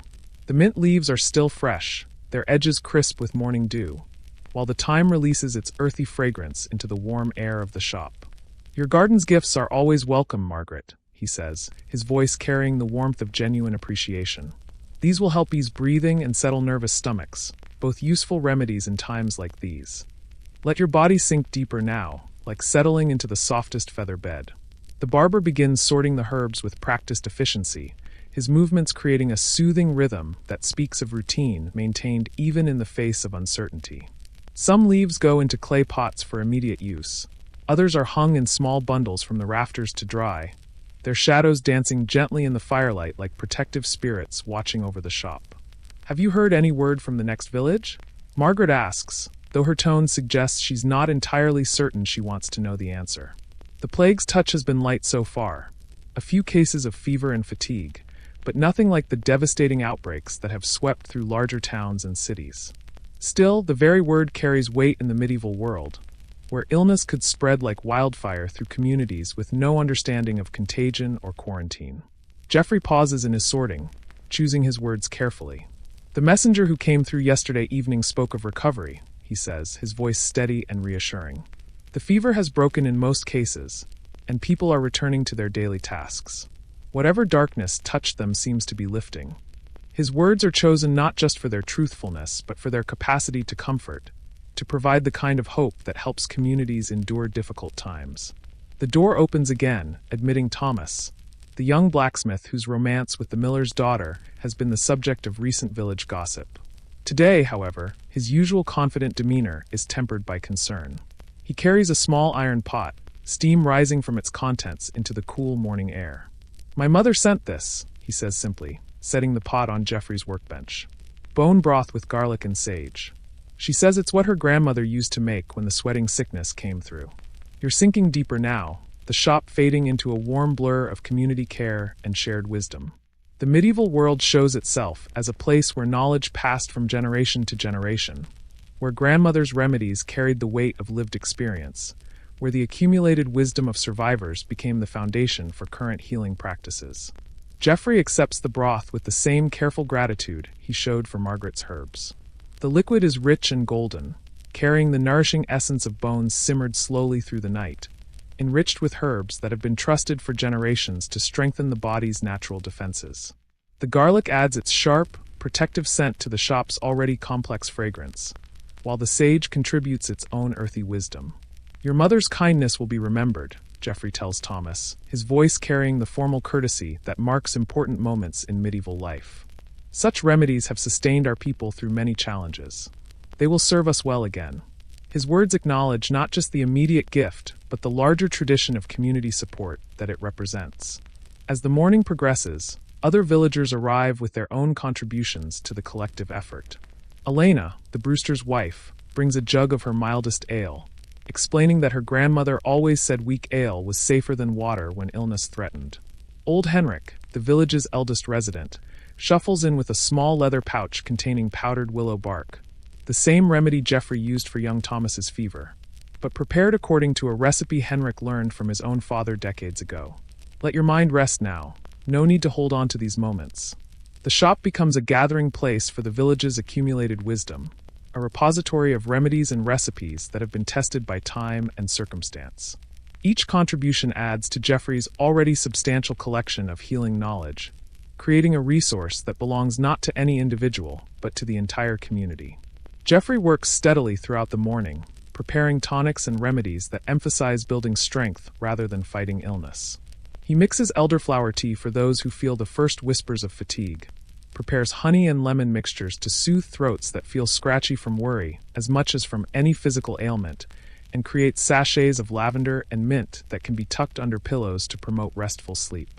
The work is methodical and soothing, each preparation following recipes that have been refined through generations of use. Geoffrey's hands move with the confidence of someone who has done this many times before, but also with the careful attention of someone who understands that the community's well-being rests partially in his capable fingers. Young Peter, the chandler's son, arrives with his arms full of beeswax candles. Not the fine ones he's been purchasing for his courtship of the cooper's daughter, but practical ones meant for long burning and steady light. For the night watches, he explains simply. Mother says light helps keep the spirits up when darkness feels too heavy. His contribution demonstrates the medieval understanding that healing involves more than just physical remedies.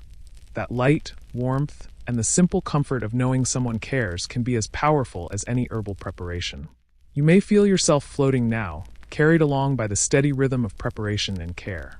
Geoffrey arranges the candles carefully, knowing that they will provide not just illumination, but comfort for those who must tend to family members through long nights of uncertainty.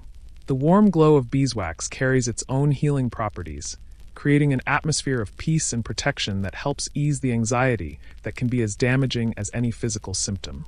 The shop fills gradually with the quiet presence of villagers who come not just to contribute, but to find reassurance in the community's collective response to potential threat. There's no panic here, no desperate scrambling for individual advantage, but rather the steady, determined cooperation of people who understand that their well-being is interconnected, that the health of one affects the health of all. Geoffrey prepares a large pot of what he calls strengthening tea, a blend of nettle for iron, chamomile for calm, mint for digestion, and honey for energy. The mixture simmers gently over the fire, filling the shop with an aroma that seems to embody the very concept of wellness. The tea will be distributed freely to any who want it, a gesture that emphasizes the barber's role not just as a healer of individuals, but as a guardian of community health. As the day progresses, word comes that the threat has indeed passed. The messenger from the neighboring village reports that the last cases of fever have resolved, that normal life has resumed, that the shadow which had fallen over the region is lifting like morning mist before the sun. The news spreads through Geoffrey's shop and then throughout the village, carrying with it a collective sigh of relief that seems to brighten the very air. The response to this news is not celebration but quiet gratitude, the deep appreciation of people who have faced uncertainty together and emerged stronger for the experience. Margaret's herbs will still be used, Thomas's mother's broth will still nourish those who feel weary, and Geoffrey's strengthening tea will continue to provide comfort to any who need it. As the village begins to heal from worry as much as from any physical ailment, Jeffrey continues his gentle work. He understands that recovery involves more than just the absence of symptoms. It requires the restoration of confidence, the rebuilding of the sense of security that allows communities to thrive. His shop remains a center of calm in a world where uncertainty is the only certainty, where the next challenge may be just beyond the horizon. The afternoon light filters through the shutters, casting long shadows that dance gently on the walls. The fire continues its steady crackling, the herbs continue their slow drying, and the village continues its gradual return to normal rhythms. Children's laughter can be heard again from the square. The bakers' ovens resume their regular schedule, and the church bells ring with their usual clear tone. You're sinking deeper now, the village fading into the night. Jeffrey moves about his shop with the satisfied air of someone who has met a challenge successfully, not through dramatic action, but through the steady application of knowledge, compassion, and community cooperation. His hands are busy organizing and cleaning, preparing for whatever tomorrow might bring, confident in his ability to meet it with the same calm competence he has shown today. As the village begins to heal, the shop's warmth lingers, and we drift onward. The medieval world reveals itself once again as a place where communities face challenges together, where individual knowledge becomes collective wisdom, where a barber's shop serves as both sanctuary and storehouse for the accumulated healing traditions that help people not just survive, but thrive in the face of uncertainty. A young apprentice stands by the barber's side, his eyes wide as he watches a jar of leeches glint in the lantern light. The air is cool and still, carrying the familiar sense of herbs and wood smoke that have become the signature of Jeffrey's shop. The boy, barely 14 summers old, shifts his weight from foot to foot with the nervous energy of someone eager to learn but uncertain about what the learning might require of him. His name is Simon, and he has been Jeffrey's apprentice for only 3 months now. His hands, still soft from his previous life as a baker's helper, are slowly developing the calluses that mark a craftsman's touch. Today, Jeffrey has decided it is time for Simon to witness one of the more mysterious aspects of the barber's trade, the ancient art of bloodletting through the careful application of leeches. The patient waiting in the chair is Master Robert, a prosperous cloth merchant whose face carries the ruddy complexion of someone who enjoys rich foods and strong wine perhaps a bit too often. His breathing is slightly labored, and he speaks of headaches that have been troubling him for the past week. In the medieval understanding of medicine, such symptoms suggest an imbalance in the body's humors, too much blood creating pressure and discomfort that can only be relieved through careful reduction. You find yourself drifting deeper into this scene, the details becoming softer around the edges like a painting viewed through morning mist. Jeffrey moves with his usual calm precision, but today his movements carry an additional quality, the deliberate demonstration of a master teaching his craft to eager young hands. "Watch carefully, Simon," Jeffrey says, his voice carrying the patient tone of someone who has guided many apprentices through their first encounters with the mysteries of healing. The leeches are not merely tools, but living creatures that deserve our respect and understanding. They have been helping healers for centuries, and their knowledge is older than any written text. Simon nods solemnly, his young face serious with the weight of responsibility. He understands that what he is about to witness represents not just a medical procedure, but a sacred trust. The passing of knowledge from one generation to the next, the continuation of healing traditions that stretch back through the mists of time. The jar containing the leeches sits on Jeffrey's workbench, its contents barely visible in the dim light. The creatures within move with the slow, deliberate grace of beings perfectly adapted to their purpose. Jeffrey approaches the jar with the same reverence he might show a precious manuscript or a blessed relic, his hands steady as he prepares to remove one of the small, dark forms. "Tell me, Simon," Jeffrey says, his voice maintaining that teaching tone that has guided countless lessons. "What do you know about the balance of humors in the human body?" His question demonstrates the medieval understanding that healing required not just practical skill, but theoretical knowledge. An understanding of how the body's various elements work together to create health or disease. Let your mind drift now, like smoke rising from the chimney, as Simon considers his answer. The boy's face scrunches slightly with concentration, his young mind working through the lessons Jeffrey has been teaching him over the past months. "The body contains 4 humors," he says slowly, his voice gaining confidence as he speaks. "Blood, phlegm, yellow bile, and black bile. When they are in balance, the person is healthy. When one humor becomes too strong." "Precisely," Jeffrey says, his tone carrying the satisfaction of a teacher whose student has grasped an important concept. and Master Robert's symptoms suggest an excess of blood. The hot, moist humor that can cause headaches, flushed skin, and difficulty breathing when it accumulates beyond the body's needs. His explanation demonstrates the medieval understanding of illness as imbalance rather than invasion, a concept that required treatment through restoration of harmony rather than battle against disease. Master Robert shifts slightly in the chair, his breathing creating a gentle rhythm that blends with the soft sounds of the shop. "I trust your judgment, Geoffrey," he says, his voice carrying the calm of someone who has undergone this procedure before. "The leeches have served me well in the past, and I have faith in your young apprentice's ability to learn properly. You may feel yourself floating now, carried along by the gentle current of instruction and care." Geoffrey carefully selects a single leech from the jar, the creature dark and sleek against his fingers. His touch is gentle but confident, demonstrating the proper way to handle the small animal without causing it distress or compromising its effectiveness. "See how calm it remains," Geoffrey murmurs to Simon, holding the leech where the apprentice can observe its behavior. A stressed or frightened leech will not feed properly, and an improperly fed leech cannot provide the healing we seek. Everything in this craft requires patience, respect, and understanding, not just of the human body, but of all the elements that contribute to healing. Simon leans closer, his initial nervousness giving way to genuine fascination. The leech moves with purpose, its body contracting and expanding in a rhythm that seems almost hypnotic. Geoffrey's hands demonstrate the proper grip. Firm enough to maintain control, gentle enough to avoid harm, confident enough to inspire trust in both apprentice and patient. "The skin must be cleaned first," Geoffrey explains, reaching for a cloth dampened with water that has been boiled and allowed to cool. His movements are deliberate and educational, each action explained for Simon's benefit. Clean skin allows the leech to attach properly, and proper attachment ensures effective treatment. He cleanses a small area on Master Robert's arm, the cloth moving in gentle circles that remove any trace of dust or oil. The process unfolds with the same measured pace that characterizes all of Geoffrey's work. He places the leech carefully on the prepared skin, his fingers positioned to guide, but not force the creature's natural behavior. "Patience now," he tells Simon. "The leech knows its work better than we do. Our role is simply to provide the proper conditions and trust in the wisdom of nature. Let your body relax now. Just let the story carry you deeper into this world of gentle healing and ancient wisdom."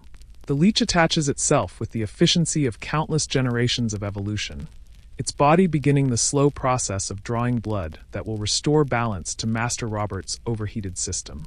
The sight is neither frightening nor disturbing, simply natural, like watching a plant draw nourishment from soil. "How will we know when it has taken enough?" Simon asks, his voice hushed with the reverence appropriate to witnessing something both mysterious and sacred. His question demonstrates the kind of thinking that Geoffrey hopes to encourage, not just the memorization of procedures, but the understanding of principles that will guide the apprentice through situations not yet encountered. "The leech itself will tell us," Geoffrey replies, his voice carrying the gentle confidence of someone who has learned to read the subtle signs that nature provides. "When it has taken what it needs, it will detach naturally. Our task is simply to observe and be ready to care for both patient and leech when the process is complete." The shop settles into a peaceful rhythm. The only sounds the gentle crackling of the fire and the soft breathing of the three men present. Master Robert's face already shows signs of relief, his breathing becoming easier as the pressure that has been troubling him begins to decrease. The medieval understanding of bloodletting may differ from modern medical knowledge, but the care and attention being provided create their own form of healing. The therapeutic effect of being listened to, understood, and treated with respect. Geoffrey uses this quiet time to continue Simon's education, his voice low and soothing as he explains other aspects of the healing arts. He speaks of the importance of observing patients carefully, of listening not just to their words, but to the subtle messages their bodies provide. He describes the various herbs and their properties, the different tools of the trade, and the ethical responsibilities that come with the power to heal. "A barber surgeon must be many things," Geoffrey says, his words flowing like water over smooth stones. "Craftsman and scholar, healer and confidant, teacher and student. The knowledge we possess is not our own. It belongs to the community we serve, and it is our responsibility to use it wisely and pass it on faithfully." Simon absorbs these lessons with the intense focus of someone who understands that he is receiving more than just technical instruction. He is being initiated into a tradition that stretches back through generations, a calling that requires not just skill but character, not just knowledge but wisdom. The weight of this responsibility settles on his young shoulders like a cloak, heavy but not unwelcome. You're sinking deeper now, the shop fading into a warm blur of mentorship and ancient wisdom. The leech completes its work with the same quiet efficiency with which it began, detaching naturally and allowing Jeffrey to demonstrate the proper care for both creature and patient. A small bandage covers the tiny wound, while the leech is returned to its jar with the same reverence shown at the beginning of the procedure. Master Robert rises from the chair with visible relief, his face already showing improved color, and his breathing noticeably easier. "My thanks, Jeffrey," he says, his voice carrying genuine gratitude. "And to you as well, young Simon. It's good to see the craft being passed to capable hands." His words acknowledge not just the immediate treatment, but the larger significance of what has transpired, the continuation of healing traditions through the training of the next generation. As the merchant takes his leave, Jeffrey begins the careful process of cleaning and organizing his tools. Each implement is cleaned and returned to its proper place. The leeches are checked and their jar refilled with fresh water, and the shop is restored to its usual state of readiness for whatever challenge might come next. "What did you learn today?" Jeffrey asks Simon, his voice carrying the expectation that the apprentice has gained more than just knowledge of a specific procedure. The question invites reflection, encouraging the young man to think about the deeper principles that underlie all healing work. Simon considers the question carefully, his young face serious with thought. "I learned that healing is not just about tools and techniques," he says slowly, his voice gaining confidence as he speaks. "It's about understanding, patience, and respect for the patient, for the remedies we use, and for the knowledge that has been passed down to us." Jeffrey nods, satisfaction evident in his expression. "Well said, Simon. Remember that lesson, and you will serve your community well." His words carry the weight of blessing and expectation, marking another milestone in the apprentice's journey toward becoming a master of the healing arts. As the apprentice nods and learns, the shop settles, and we slip to another moment. The medieval world reveals itself once again as a place where knowledge flows from teacher to student like water from spring to stream, where the mysteries of healing are preserved and transmitted through the careful attention of those who understand that their craft serves something greater than themselves. The door swings open with a gentle creak, and a merchant steps into the warmth of the barber's shop, his cloak dusted with the fine grit of distant roads. His boots, worn smooth by countless miles, make soft sounds against the wooden floor as he removes his traveling cap, revealing hair that has grown long and unruly during weeks of journeying. The firelight catches the threads of silver woven into his dark hair, and his eyes hold that distant look of someone who has seen lands beyond the village's imagination. "Good evening, Master Barber," the merchant says, his voice carrying the faint accent of someone who has learned to speak many tongues. He settles his travel pack carefully by the door, the leather worn soft and supple from years of use. "I find myself in need of your services before I continue my journey to the northern markets." The barber nods with the quiet understanding of someone who has welcomed many such travelers. He gestures toward the familiar wooden chair, and the merchant eases himself down with the subtle relief of a man who has spent too many nights sleeping on hard ground. The shop fills with the scent of road dust and distant spices that cling to the traveler's clothes. Cinnamon from the eastern territories, perhaps, or the sharp sweetness of cloves from ports along the southern coast. As the barber prepares his tools, running the blade across the leather strop with practiced rhythm, the merchant begins to speak in the easy way of one accustomed to sharing stories in exchange for services. "The roads have been kind this season," he murmurs, his voice taking on the gentle cadence of conversation. "Though I confess, it feels good to sit in a proper chair again, with walls around me and a fire crackling nearby." The barber's hands move through the merchant's hair with careful precision, trimming away the tangles and rough edges that accumulate during long travels. Each snip of the shears is deliberate, unhurried, part of the ancient ritual that has connected barber and customer since time immemorial. The merchant's shoulders gradually relax as the familiar comfort of human touch and skilled care works its quiet magic. "I've just come from the great market at Calais," the traveler continues, his eyes drifting half-closed as the barber works. "Such a sight it is in autumn. Merchants from every corner of Christendom gathered under canvas pavilions, their wares spread like jewels across the earth. Bolts of silk from the mysterious east, so fine you could draw them through a wedding ring. Furs from the northern forests, thick and lustrous as moonlight on water. And the spices. He pauses, a small smile playing across his lips. Ah, the spices could make a man weep with their beauty.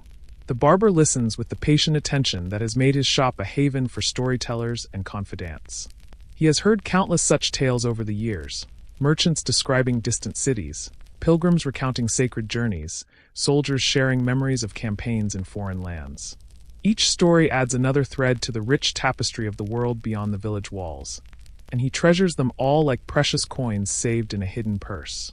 There was a spice merchant there, the traveler goes on, his voice growing softer as the barber's gentle ministrations continue. An old man from Venice with hands stained purple from saffron. He told me of places where the very air shimmers with heat, where men ride animals with humps on their backs across seas of sand. Can you imagine such things? Seas without water, stretching farther than a man could walk in a dozen lifetimes. The merchant's words paint pictures in the warm air of the shop. Caravans moving like slow ships across endless dunes, their bells tinkling in the desert wind. Cities of white stone rising from oases, their towers reaching toward stars that burn with different fire than those that shine over English fields. Markets where the babble of unknown tongues mingles with the cries of exotic birds, and the very coins bear the faces of kings whose names sound like music. And the people, the merchant continues, his voice taking on a dreamy quality as the barber's careful work approaches completion. Such variety the Lord has blessed this world with.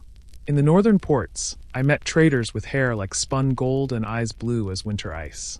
In the southern cities, merchants with skin dark as fertile earth and smiles bright as summer lightning. All of them seeking the same things we seek here. Bread for their families, roofs to keep out the rain, perhaps a moment's peace at day's end. The barber nods silently, understanding the deeper truth beneath the merchant's words. For all the exotic details and foreign wonders, the stories always circle back to the same essential humanity. Mothers worried about sick children, whether they live in thatched cottages or marble palaces. Fathers working to provide, whether they plow fields or navigate treacherous mountain passes. The forms may change, but the human heart beats with the same hopes and fears whether it rests in an English village or beneath the strange stars of distant lands. As the barber brushes the loose hair from the merchant's shoulders, the traveler reaches into his purse and draws out a small object wrapped in silk. I brought this from the markets, he says quietly, unfolding the fabric to reveal a tiny carved figurine made from some dark, unfamiliar wood. It's said to bring safe travels to those who carry it. I thought, well, your kindness deserves some token of appreciation. The barber accepts the gift with genuine pleasure, turning the small carving over in his palm. It depicts a figure with wings spread wide. An angel, perhaps, or some other guardian spirit from a distant faith. The workmanship is exquisite, each feather carved with delicate precision, the face serene with an expression of benevolent watchfulness. Such things are rare treasures in a village where most decoration runs to simple wooden crosses and herb bundles hung to dry. The craftsman who made it claimed it was blessed by holy men in a monastery hidden high in the mountains, the merchant adds with a gentle smile. Whether that's true or merely a merchant's tale to justify the price, I cannot say. But it seems to me that any object passed from hand to hand with good intentions carries its own blessing, regardless of what prayers were spoken over it. The merchant rises from the chair, running his hand through his newly trimmed hair with satisfaction. The transformation is subtle but significant. Where before he looked like a road-weary wanderer, now he appears respectable enough to conduct business in any town's market square. His hair lies neat and clean, framing his weathered face in a way that speaks of care and dignity rather than neglect. As he settles his cloak around his shoulders and retrieves his traveling pack, the merchant pauses at the threshold. I'll be returning this way come spring, he says, his hand resting on the door handle. The northern roads are profitable but lonely. It comforts a man to know there are places like this. Warm hearths and skilled hands, good conversation and honest dealing. The world may be vast and full of wonders, but a village with a kind barber is worth more than all the exotic cities I've seen. You don't need to follow every word of the merchant's tales. Just let the hum of distant voices and foreign markets fade into a gentle murmur. The stories of silk and spices, of desert caravans and mountain monasteries, they're drifting now like smoke from the shop's warm fire, becoming part of the evening's peaceful rhythm. The barber watches from his doorway as the merchant disappears into the gathering dusk, his footsteps echoing softly on the cobblestones before being swallowed by the village's evening quiet. Tomorrow, the traveler will be leagues away, following roads that lead to markets and cities whose names sound like half-remembered dreams. But tonight, for this brief moment, their paths crossed in the warm circle of lamplight and shared stories. In the gentle glow of the shop, surrounded by the familiar scents of herbs and honest work, the barber carefully places the carved figurine on his shelf among the jars of salves and bundles of dried flowers. It will serve as a reminder of all the stories that have passed through this simple room. Tales of distant lands and exotic peoples, of the great wide world that stretches beyond the village boundaries like an endless tapestry woven from adventure and wonder. As the merchant's laughter fades into memory, the shop settles back into its evening calm, and we drift toward another quiet corner of this long medieval day. A widow steps softly into the shop, her movements careful and measured like someone who has learned to navigate the world with deliberate grace. Her woolen shawl is drawn tight around her shoulders, its deep blue fabric faded to the gentle color of twilight sky, and her eyes carry the weight of sleepless nights. That particular weariness that comes not from physical labor, but from a mind that refuses to find rest when darkness falls. The air around her seems to shimmer with the dried lavender and thyme that hangs in neat bundles from the shop's rafters, their gentle fragrance mingling with the ever-present scent of wood smoke from the hearth. "Good evening, Master William," she says quietly, her voice barely above a whisper, as if she's afraid to disturb the peaceful atmosphere of the shop. Her hands fidget with the edge of her shawl, betraying the nervous energy that thrums beneath her composed exterior. "I hope I'm not intruding at this late hour. I saw the light in your window and thought, well, I hoped you might have something to help with my troubles." The barber looks up from where he's been organizing his collection of herb jars, each one carefully labeled with symbols that mark their contents. Chamomile flowers dried to a pale gold, valerian root dark and earthy, lemon balm leaves that still hold a whisper of summer's warmth. His expression softens with the immediate understanding of someone who has spent years reading the unspoken needs written in people's faces and postures. "Of course, good wife Margaret," he replies, setting down the clay pot he's been examining and giving her his full attention. "You're always welcome here at any hour. Please come sit by the fire. The evening has grown chill, and you look as though you could use some warmth." She moves toward the wooden stool he indicates, her footsteps making barely a sound on the worn floorboards. As she settles herself, drawing her shawl more closely around her thin frame, the firelight reveals the fine lines that worry and sleeplessness have etched around her eyes. She's perhaps 40 years of age, though grief has aged her beyond her years, leaving her with the fragile beauty of someone who has learned to carry sorrow with dignity. "It's the nights, Master William," she begins, her voice trembling slightly before she steadies it with visible effort. "Since my dear Edmund passed, I find myself lying awake until the cock crows, my mind turning over memories like a mill wheel that won't stop grinding. I hear every creak of the house settling, every whisper of wind through the thatch, and sleep. Sleep feels like a distant country I can no longer find my way to." The barber nods with gentle understanding, having heard similar confessions from others who have lost their life companions. Grief, he knows, affects not just the heart but the body's natural rhythms. The ability to rest, to find peace in darkness, to trust in the promise of morning's return. He moves to his collection of remedies with the quiet confidence of someone who has mixed countless such preparations over the years. "Sleeplessness after loss is as natural as tears," he says softly, selecting a handful of dried chamomile flowers from one jar, their papery petals releasing a sweet, apple-like fragrance as he measures them into a wooden bowl. The heart grieves, and the mind struggles to find its new patterns. But there are gentle ways to coax rest back to weary bones. Margaret watches as he works, her eyes following his practiced movements with the focused attention of someone desperate for any promise of relief. The barber's hands move with deliberate care as he adds a pinch of valerian root to the chamomile, the herb's earthy scent rising to mingle with the sweeter flowers. Valerian has been used since ancient times to quiet troubled minds and invite sleep, though the barber knows its power lies not just in the herb itself but in the ritual of preparation, the care taken in its mixing, the hope invested in its brewing. "My grandmother taught me this remedy," he continues, crushing the herbs gently with a smooth stone pestle, releasing their essential oils into the evening air. "She said that sleep comes easier when we make it a gentle invitation rather than a demand. This blend will help quiet the chatter of worried thoughts and ease your body toward rest. To the chamomile and valerian, he adds a few leaves of lemon balm, their bright scent lifting the earthier notes of the other herbs. The combination is one he's perfected over years of practice. Soothing without being heavy, calming without causing the sluggishness that some sleep remedies can bring. As he works, he speaks in the low, rhythmic tones that have become second nature to him, knowing that sometimes the words themselves are as healing as any herb.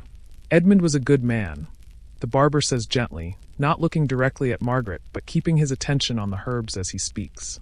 I remember how he used to come here before market days, wanting to look his best for the customers who bought his grain.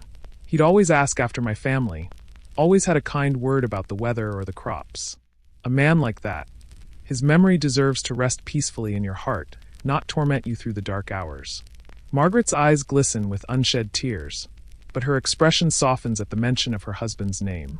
He did love those market days, she whispers, a small smile ghosting across her lips. He'd spend an hour combing his beard just so, saying that a man's appearance was part of his honesty, that people needed to see you cared about your work in every detail, right down to your whiskers. The barber chuckles softly, the sound warm and comforting in the quiet shop. Aye, and he was right about that. Many a bargain has been struck or lost based on whether a man looked trustworthy. Edmund understood that his appearance spoke before his words did.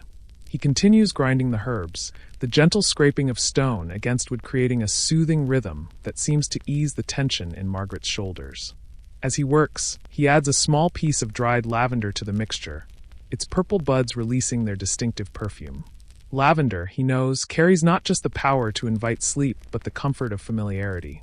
Most village women grow it in their gardens, hanging bunches to dry in their kitchens and laying sprigs between their linens.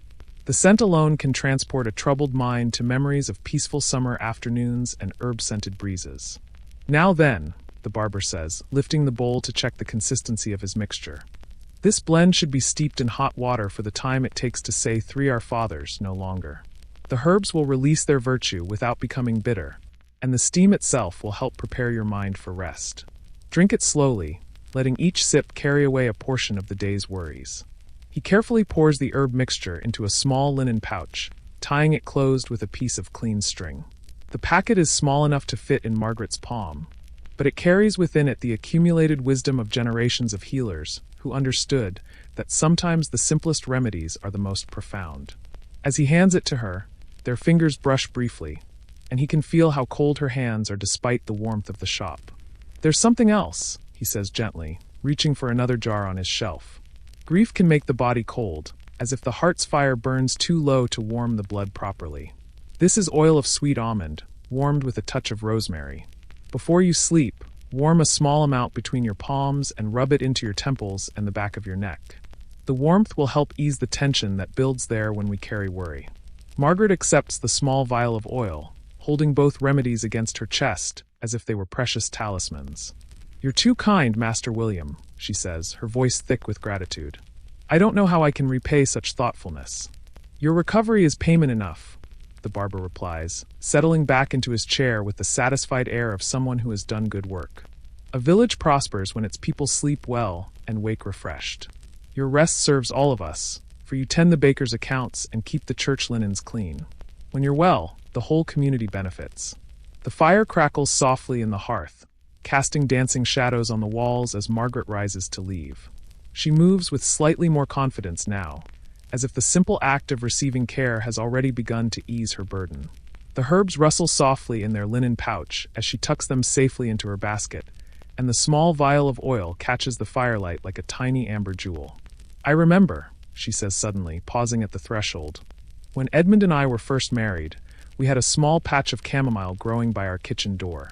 He used to say it was like having sunshine preserved in flower form, something to brighten the darkest days. I'd forgotten that until now. The barber smiles, understanding that this small memory, recovered and shared, is as much a part of the healing as any herb he's provided. Perhaps it's time to plant chamomile again, he suggests gently. Come spring, when the earth warms and the days grow long, you might find that tending growing things helps tend the growing places in your own heart. Margaret nods, her eyes brighter now than when she first entered. Yes, she says softly. I think I'd like that very much. Edmund always said I had the finest herb garden in 3 villages. Maybe it's time to remember that part of myself. You may already be sinking into sleep now, letting the gentle rhythm of the barber's preparations fade into the background of your dreams. The scent of chamomile and lavender, the soft murmur of caring voices, the warm glow of firelight against wooden walls. Let these images dissolve into the peaceful darkness behind your eyelids, carrying you toward your own quiet rest. As Margaret steps out into the cool evening air, the barber watches her go with the quiet satisfaction of someone who has helped ease another's burden. The shop settles back into its evening calm, the herbs on their shelves standing ready to offer comfort to the next troubled soul who seeks their gentle healing. Tomorrow will bring new customers with new needs, but tonight, one widow will sleep more peacefully because of the simple kindness found in a barber's careful preparations. The fire burns lower in the hearth, its gentle light growing softer as the shop prepares for its own rest.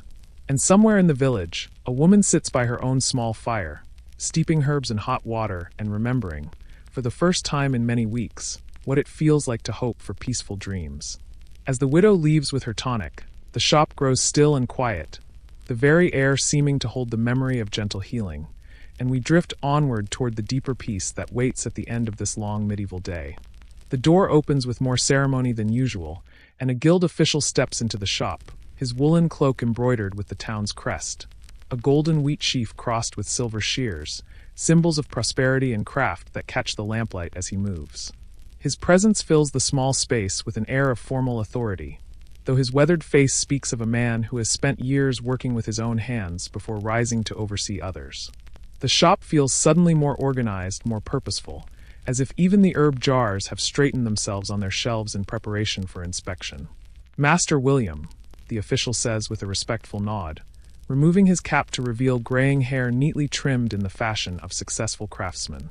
"I am Thomas of the Barber Surgeons Guild, here for the autumn review. I trust this finds you and your practice in good health." The barber sets aside the mortar and pestle he's been cleaning and straightens with quiet dignity. "Indeed, Master Thomas. You are most welcome. I have prepared the required records, and my tools and supplies are ready for your examination." There's no nervousness in his voice, only the calm confidence of a man who takes pride in his work and has nothing to hide from scrutiny.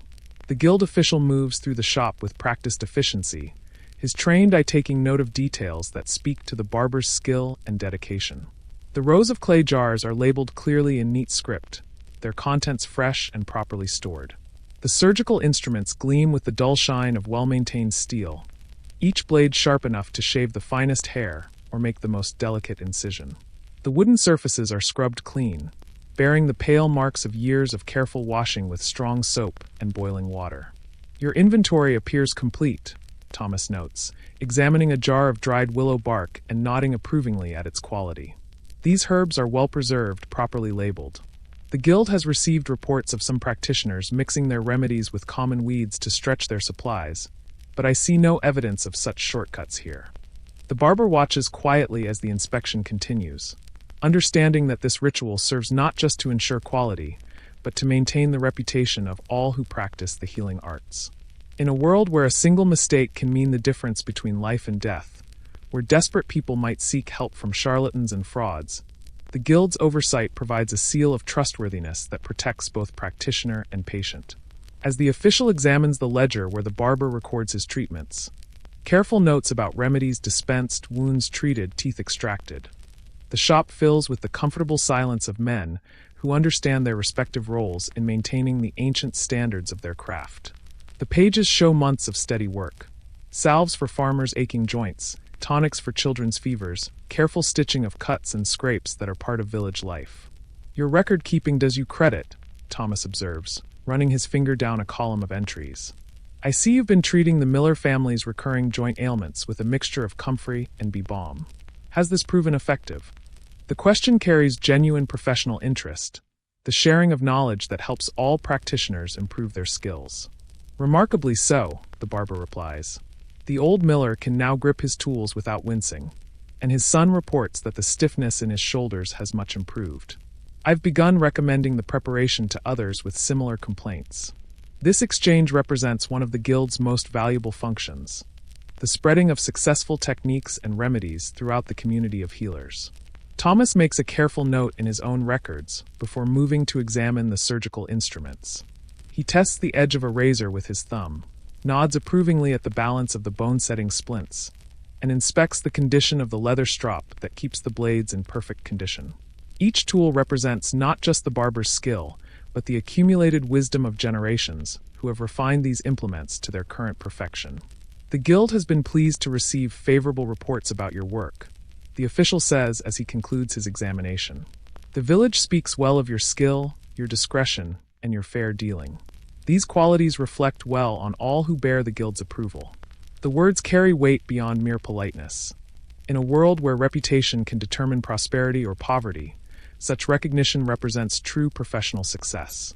You don't need to follow every detail of this inspection.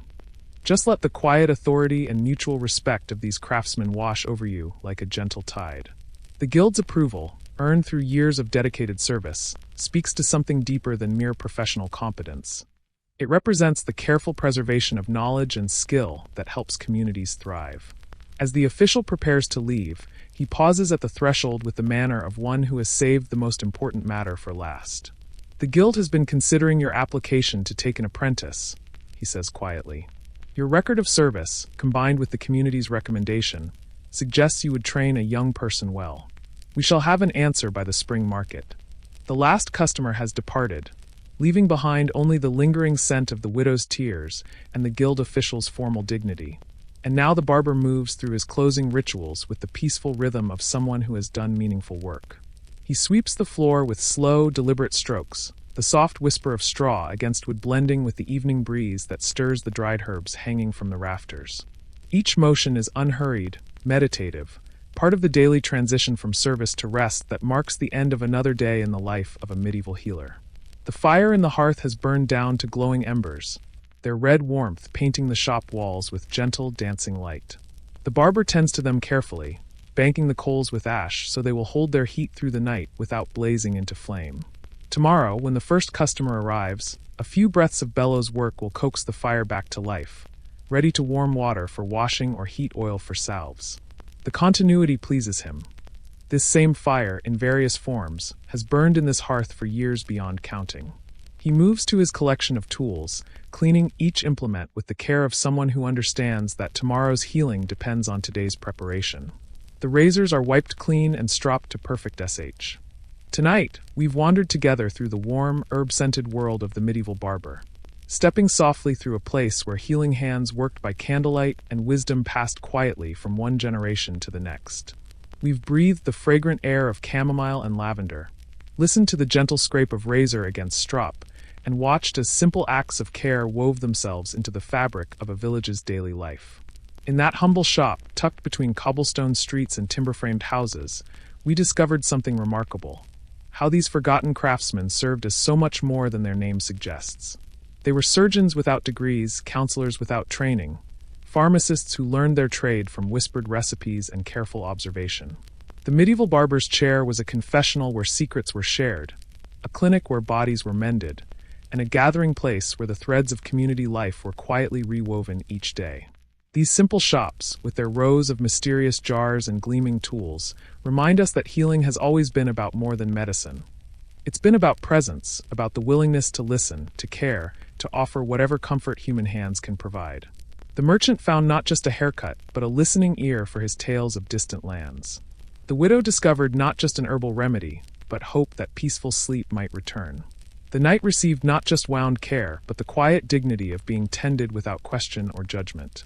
Perhaps there's something beautiful in imagining those long-ago moments when a barber's gentle touch eased pain, when herbal wisdom passed down through generations brought comfort to troubled hearts, when the simple act of caring for another person's needs created ripples of kindness that spread through an entire community.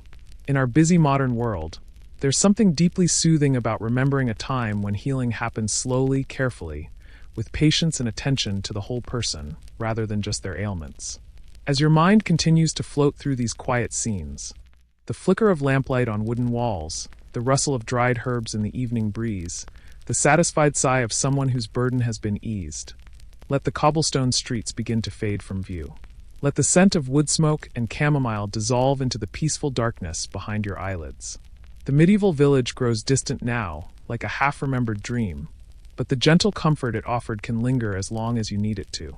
Tonight, we've traveled far through time and space, wandering through narrow streets and entering shops where ordinary people did extraordinary things simply by caring for one another. We've seen how the smallest acts of kindness, a careful shave, a soothing tonic, a patient ear for someone's troubles, can become the foundation upon which entire communities rest and thrive. But now, dear friend, as the last embers of the barber's fire dim and the shop door closes with its familiar creak, it's time for you too to close your eyes and find your rest. Let the weight of your own day settle into the soft embrace of your bed. Let your breathing slow and deepen, matching the gentle rhythm of that long-ago world where time moved like honey and healing happened with the patience of seasons. The stories we've shared tonight, of merchants and widows, of knights and children, of guild inspections and quiet remedies, they're all settling now into the peaceful corner of memory where the best bedtime tales belong. You don't need to hold on to any of the details, don't need to remember the names of herbs or the specific procedures we witnessed. Just let it all become a gentle murmur in the background of your dreams, a soft whisper of comfort that says, "Somewhere, somewhen, people cared for each other with tender hands and patient hearts." Sleep well, dear friend, and may your dreams carry you to other gentle corners of the past, where the pace was slower, the remedies were simple, and healing happened one quiet moment at a time. Rest now, knowing that the same human kindness we glimpsed in that medieval shop still exists in the world today, still reaches out to comfort and heal, still weaves the invisible threads that bind us all together in this grand tapestry of shared existence. Good night and peaceful dreams.